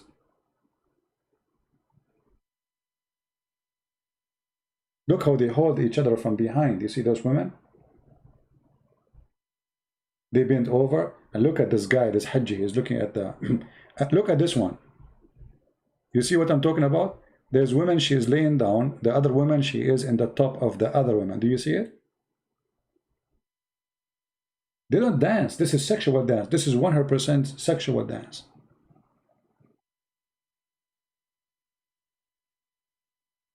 Alhamdulillah. And the funny, if you play the music, you will see it saying, they are saying Allah, Allah, Allah, Allah, Allah. Allah, Allah, Allah, Allah, Allah. A lot of Allah involved there. Look at this line. Oh boy. Look at this line. Do you see the line? They are lined up. Okay. We better stop. But I'm showing you how the decency work there. You see, if a Christian, he want to build a church, if they find a Christian preaching the gospel, they will arrest him, they will throw rocks at his house, they will burn the house, Allahu Akbar. But nobody will get angry from this. Not a single person. You make cartoon about Muhammad, they want to kill you. Erdogan is a Muslim president. He want to take Hagia Sophia. Nightclub is open 24 hours and prostitution is #1 business in Turkey.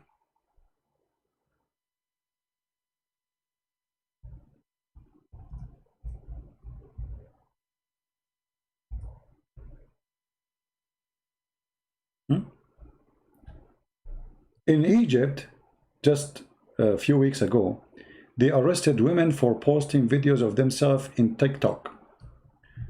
Guys, this is a dance in the street in Egypt. This is a dance in the street of Egypt. Do you see it? This is what they wear. I mean, if I play the video, you won't believe it. In the street. But women, they are posting in TikTok 30-second video. You arrest them and they will go to jail for 2 years. 2 years.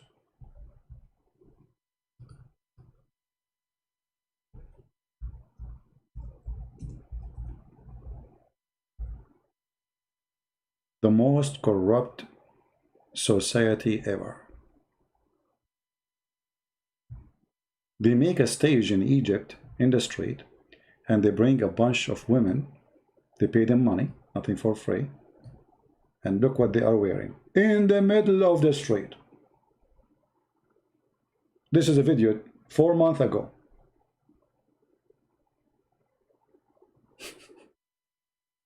Shall I play it? Hurt your eyes?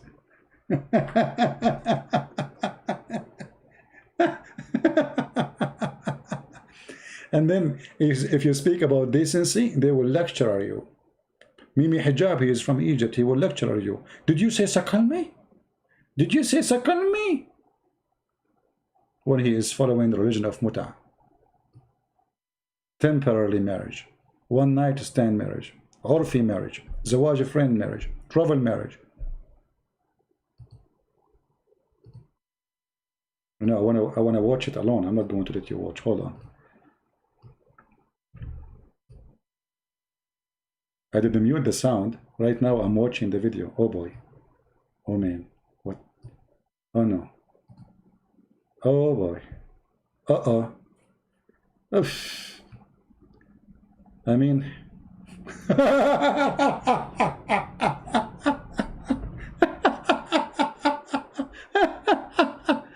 You will not believe what I am seeing. Oh boy. What is the mullahs? Brother, and the women, the Muslim women wearing hijab. Muslim women, they are wearing hijab and the sheikhs are there. I will show you just a little bit of the video, okay? Is that okay? Guys, give me one if it's okay to show you like few seconds of it. Give me one if it's okay to show you. No screen. See, people are dying now. They want to see the screen. No screen, no screen. Okay, no, I will not show you now. No. Okay, I will make you see few seconds. This is Egypt 2020, where women are arrested for posting a video in TikTok. But this is okay in the street. This is in the street. This is not in a private place. They put those things in the street. Public. Anyone is walking down the street, he see it. This is not a casino. Can you believe it? And if you look in the background, you will see the hijab, the Muslim, the hajj, look at the hajj, she is wearing hajj there. Well, we want to see the crowd. Show us the crowd. And this is the dance, supposedly. And look at this dance. Look. Okay, that's enough. That's enough. Oh boy. Islamic countries, my friend, are very decent people. A Christian person, he say Jesus is God, they arrest him. A Christian person, he have a church in his house, private prayer.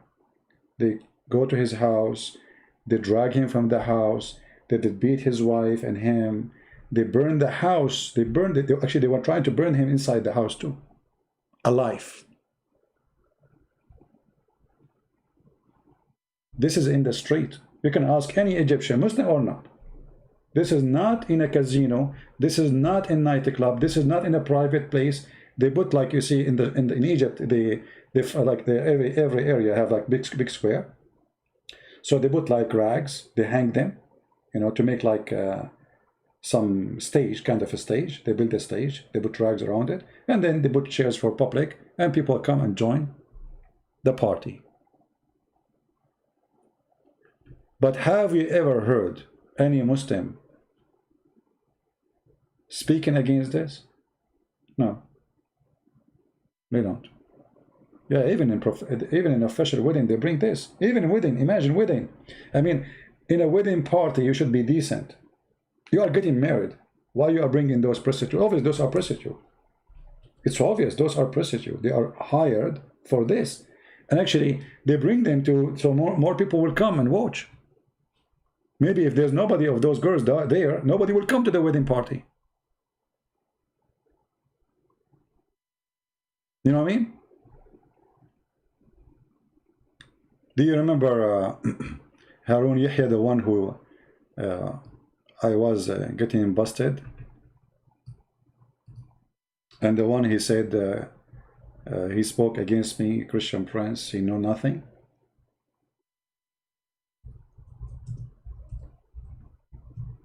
Christian Prince, he know nothing. We showed you his pictures, remember? The one who, the one behind the science of the Quran. The guy who want to invite people to convert to Islam. This is him. You remember him? He have a Islamic Da'wah show. Actually, let me see if I can find a video of him. Hold on.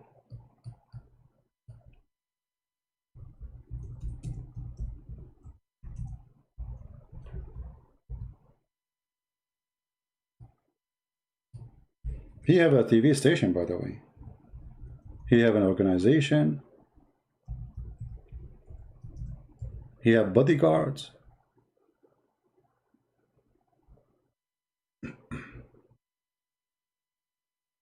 Let us see. I'm trying to find a real video of him, not... Oh boy. Okay. I found... Do you want to see his live show? You see, I have my live show, which is a teaching. It's not really a show, a class. But just to show you the difference, how boring is my program for you. I mean, obviously it's boring if we compare. We have to be honest. How we can compare this, what you will see in the screen, to my program? I mean, I feel really sad. At least for you. This is a program. Alhamdulillah. What happened? Where's the video? This is an official Islamic TV. Live, he used to do every day almost live broadcast. And those are, he speak about the Quran. He speak about the Prophet. He invite people to believe in Allah and his messenger. I mean, for sure you will believe. I mean, look at this. I don't know if I can play music.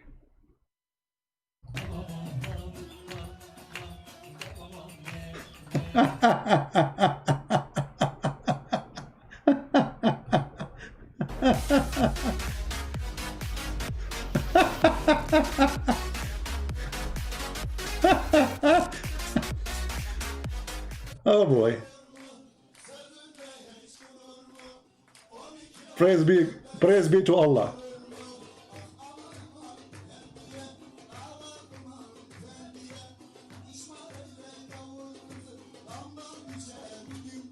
Takbir! Takbir! So, do you see, guys, how boring is my program? This is a real program. Come on. I mean, I feel sorry for you. You guys are sitting here watching me. This is a real program. Here, this is the real. This is the business, man. What this guy Christian Prince show us verses in the screen? What is this? Look at this. Alhamdulillah. MashaAllah. Takbir.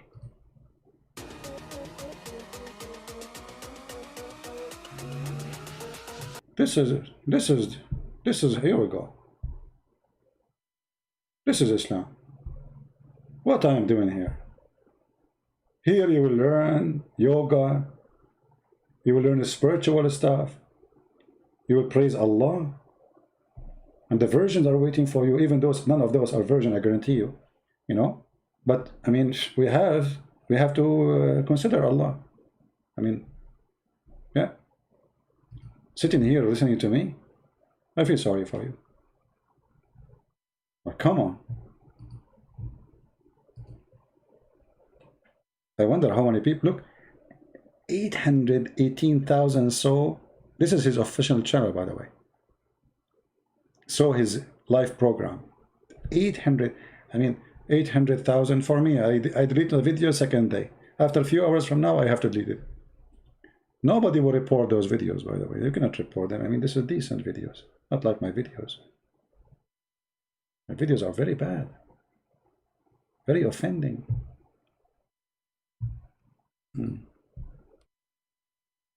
Very decent religion. Yeah.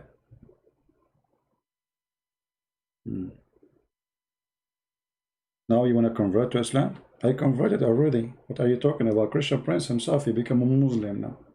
Right now he is going to join the club. I don't know if the girl is still there. Anyway, guys, I think this is enough for now. And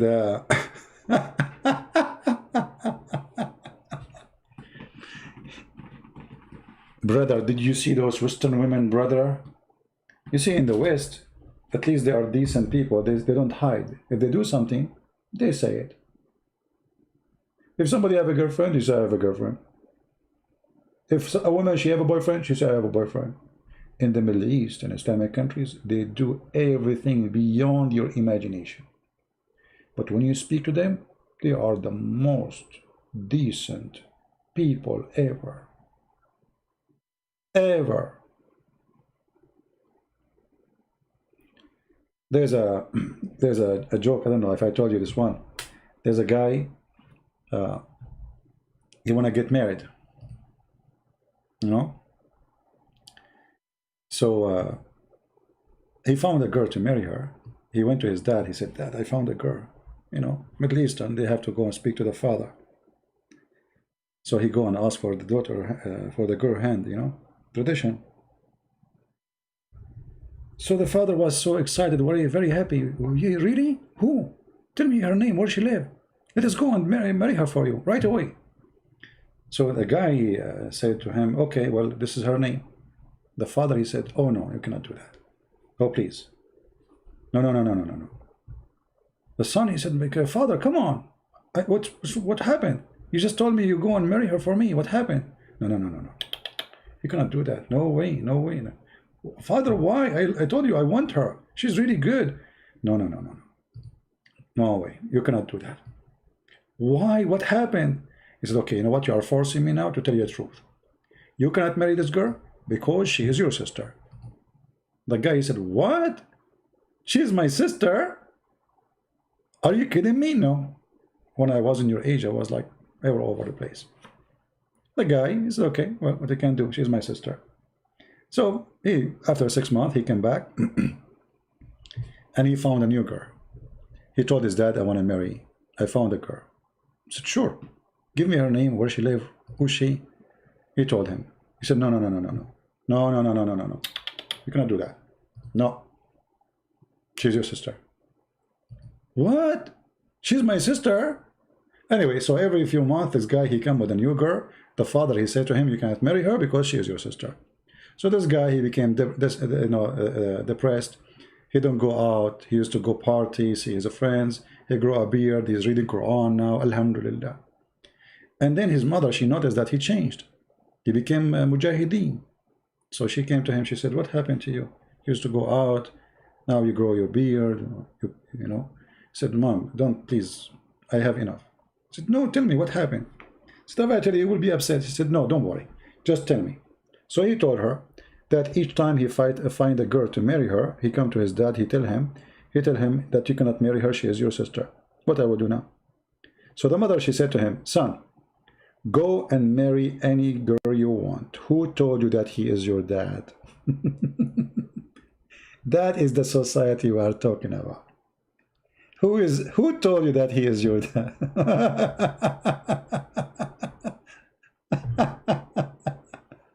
Oh boy. You know, the guy, he was like, this is your sister, this is your sister. But at the end of the day, this is not even his dad. The mother, she is the same as the father. The father is going around, sleeping around, and the mother, she is sleeping around too. So the father, he think he is the father of this kid, but the mother, she knew that he's not. She said to him, go and marry whoever you want. Who told you? No, this girl, she is not your sister. Your father is not your father anyway. Just go and do it. Oh boy. Okay. Go and marry whoever you want. Very decent society. And actually, I'm very disgusted. You see, one of the things I regret in my life is every day I spend in the Middle East. Every single day. Regardless of being with the family and people I love and they love me, but the Middle East is the most horrible place to live in, to grow in. Very horrible. I did not find a place of hypocrisy as much as in the... I don't know about other countries, but I cannot compare really between USA and there. I cannot. Your neighbor is not a friend. Your neighbor is an enemy. He's watching over you, not for your benefit, just to make gossip about you. Anyone, ask any Middle Eastern here. Ask them. Your neighbor is your worst enemy. They fabricate stories about you. They fabricate stories about your daughter. They fabricate stories about your wife. They make up stories. I mean, it is a very disgusting society.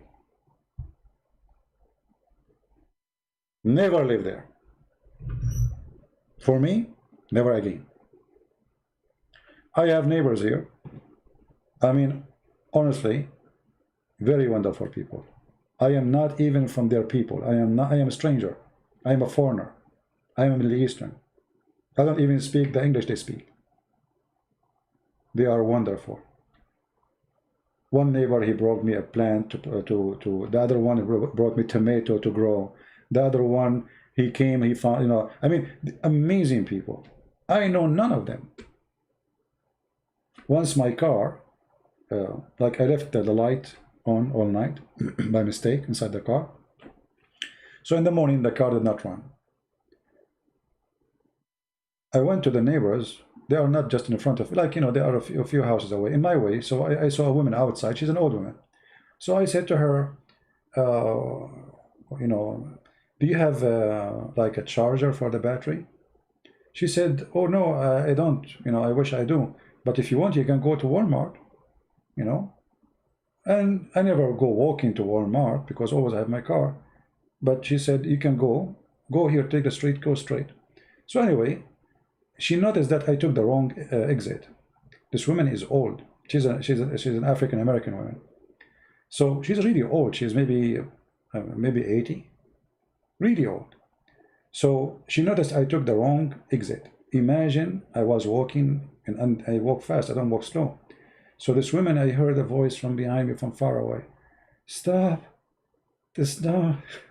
So I turned my face. I found her walking after me. So I came to her. I said, what? She said, you took the wrong exit. This is not the one. Go there. That will make you walk 1 mile more. Imagine how wonderful this old woman is.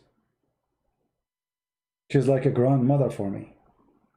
And now every morning I see her, I cannot pass by unless I say good morning to her. I slow my car on purpose just to say hello.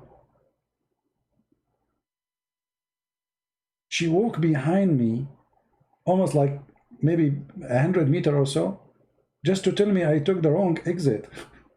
Like, not from here. Those are wonderful people. Whatever you want to say about the American.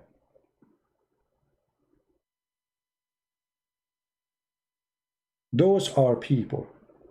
Once I left my house, the garage door did not close. I thought it's closed. I have my neighbor, and he's an African-American too.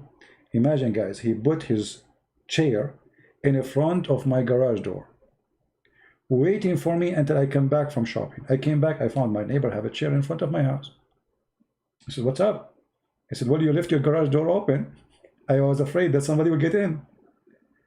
I said, well, you can close it, just touch the... He said, I was afraid that if I get in, somebody will say a thief or something. So he cannot leave to protect my house. In the same time, he cannot get in because somebody might think he is getting in to steal something. You believe it? And it was cold. I don't know them. They are not relatives. They don't even have the color of my skin. They don't even speak my language. Those are wonderful people. And that's why I say to you, never be racist. You see, I just mentioned to you two stories. Both of them, they are African American, wonderful people.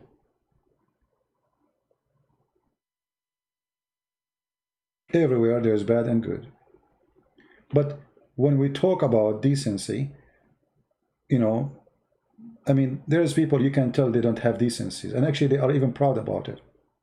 And this is the unique thing about America. If somebody doing something wrong, he says he's doing it. You know, they don't shy to say we are not. In there, everything is done under the table, and all of them, they are angels. I mean, everybody is angel. Where is the devil?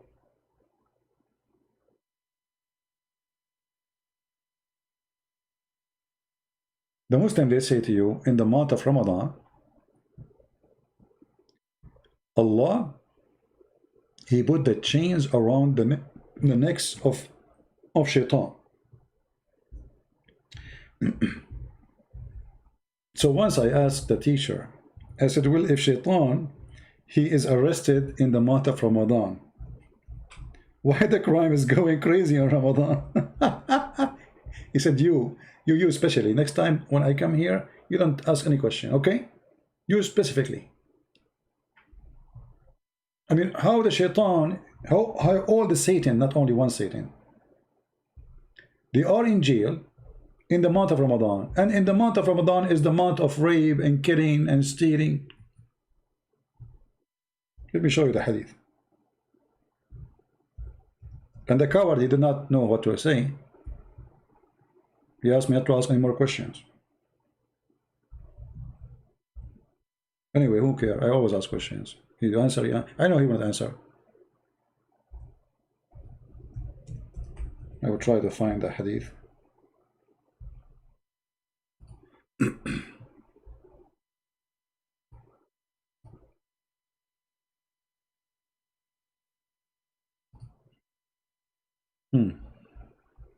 It must be true. I mean, it must be true that shaitan, he get in, in jail. Yeah. This is very special month, pagan month. Oh, hold on. Cannot be found.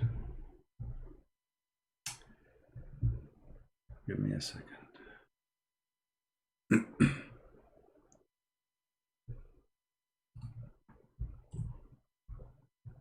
True story.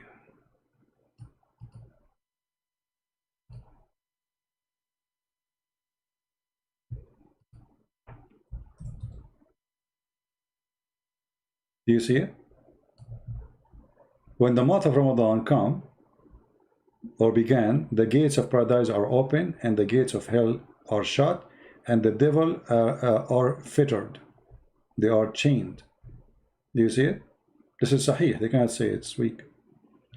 But if you go right now, if you search in Google, why in Ramadan crimes are skyrocketing, you will not believe it. Rape, kidnapping, killing, stealing, all kind of crimes. All of this happened, and the devils are chained. So who is the devil?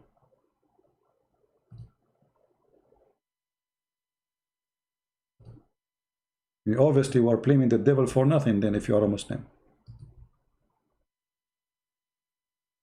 Right?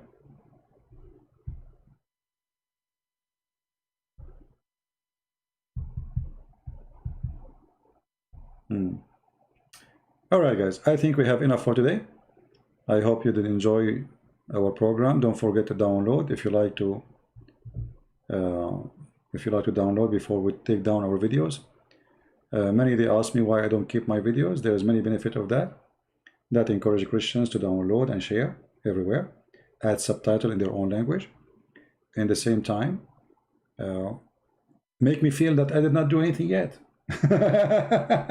Because I look at my shelf, it's empty. I mean, what is my videos? Isn't it amazing? I mean, this guy, he have thousands of videos and they are not in his channel. Like, what? Yes, they are not in my channel. I want them to be in your channel. I want you to help yourself and receive the blessing of the Lord by saving the life of somebody. Because when you post a video and somebody is saved by that video, you receive the blessing because now this is your work. When you add a subtitle in your own language, in your own country, and people, they watch it and they learn from it, and you never know who you save, you receive the blessing. Without even knowing, but the Lord, He knew. Maybe you do not know, you save the life of who? But trust me, the Lord, He know what happened.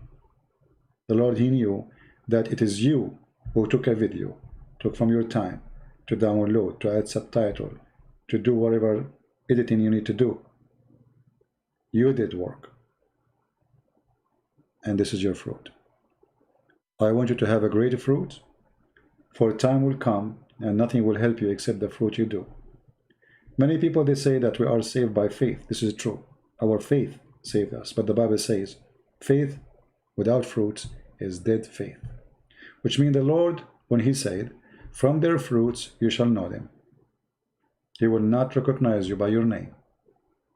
He will not recognize you by saying, Lord, Lord, as it's mentioned in the Bible. For He said, not everyone say to me, Lord, Lord, will enter the kingdom of my Father, but the one who do His will. Do His will. And His will is, go and teach and preach. Bring people to me. Be a fisherman and women. Save before you ask to be saved. Even our Father out of heaven is you asking the Father to forgive you after you forgive to others. That is the terms and conditions of the Lord to be in His kingdom. In order to receive, you have to give. In order to be forgiven, you have to forgive. In order to be answered, you have to answer others. The Lord, He says, I was hungry and you feeded me. I was thirsty and you gave me drink. I was a stranger, you took me in. Prisoner, you came to visit me. He said, Lord, when we did that to you? He said, when you do it to my brothers, you do it to me. So every good fruit you do it to someone, the one who receive it is the Lord. It's not even that person. That person is a receiver, yes. But the real receiver, the one who receive your work, is the one who created you, your creator. So I encourage you all to do good work. And sometimes the hard work is done by somebody else. Like now, my work is so easy compared to what Paul and Luke and Mark and all the great disciples they did. They paid their life. They crucified them upside down. They did feed them to the animals to eat them alive. So we cannot compare really what we are doing to what is done by the great Christians before us. Can we do little of what they did? Just little? If you cannot do the little, ask yourself, so why you call yourself Christian? And what is a Christian about you? So I encourage all to be partner with us in what we do. Download the videos, add subtitle, share the books, help people who need help, invite people here to our channel, invite Muslims to debate us. For all of this will help us for the glory of the Lord, not for the glory of Christian Prince. Christian Prince, he have no glory for a very simple reason. None of you knows who is this guy. The Lord, He says, if you give with the right hand, don't take the other hand, no. None of you know who I am. And I receive no glory of myself. People talk about me, but who is me? They don't know. No glory but a glory to the Lord. I want to say thank you all, and I want to say thank you for those who support us by donation too. We appreciate you. And again, reminder, if somebody contact you, ask you for donation in my name, never send any money in my name to anyone. I don't have PayPal. I don't have any other account besides Patreon, the one you see on the screen. And I will not send you text messages or in Skype or anything to ask you for donation. All my work is for free. Those who donate, they are not receiving a special treatment. My books is for free, and those who donate, they don't get my books for free. And all my work is for free. So donation is just to support what I do. It's not a privilege for those who make a donation. It is good people who believe that they should support me, and they do. But we don't treat them differently. So if you are a poor person, I invite you to subscribe to Patreon, because who said you have to donate? Most of people who have in my Patreon, they are not donating people. So I invite you to subscribe there, so you can receive update when we will go live, because most of the time YouTube don't even send notification. You don't have to donate a single dollar. You don't need to, unless you love to. Our work is open for all, and I love you all. The poor, the rich, the one he have, and the one he don't have. We are a family, and we are not a business. Thank you for being here. May the Lord bless you. Until we see you soon again. Christ is Lord. Islam is false. And thank you very much. Take care.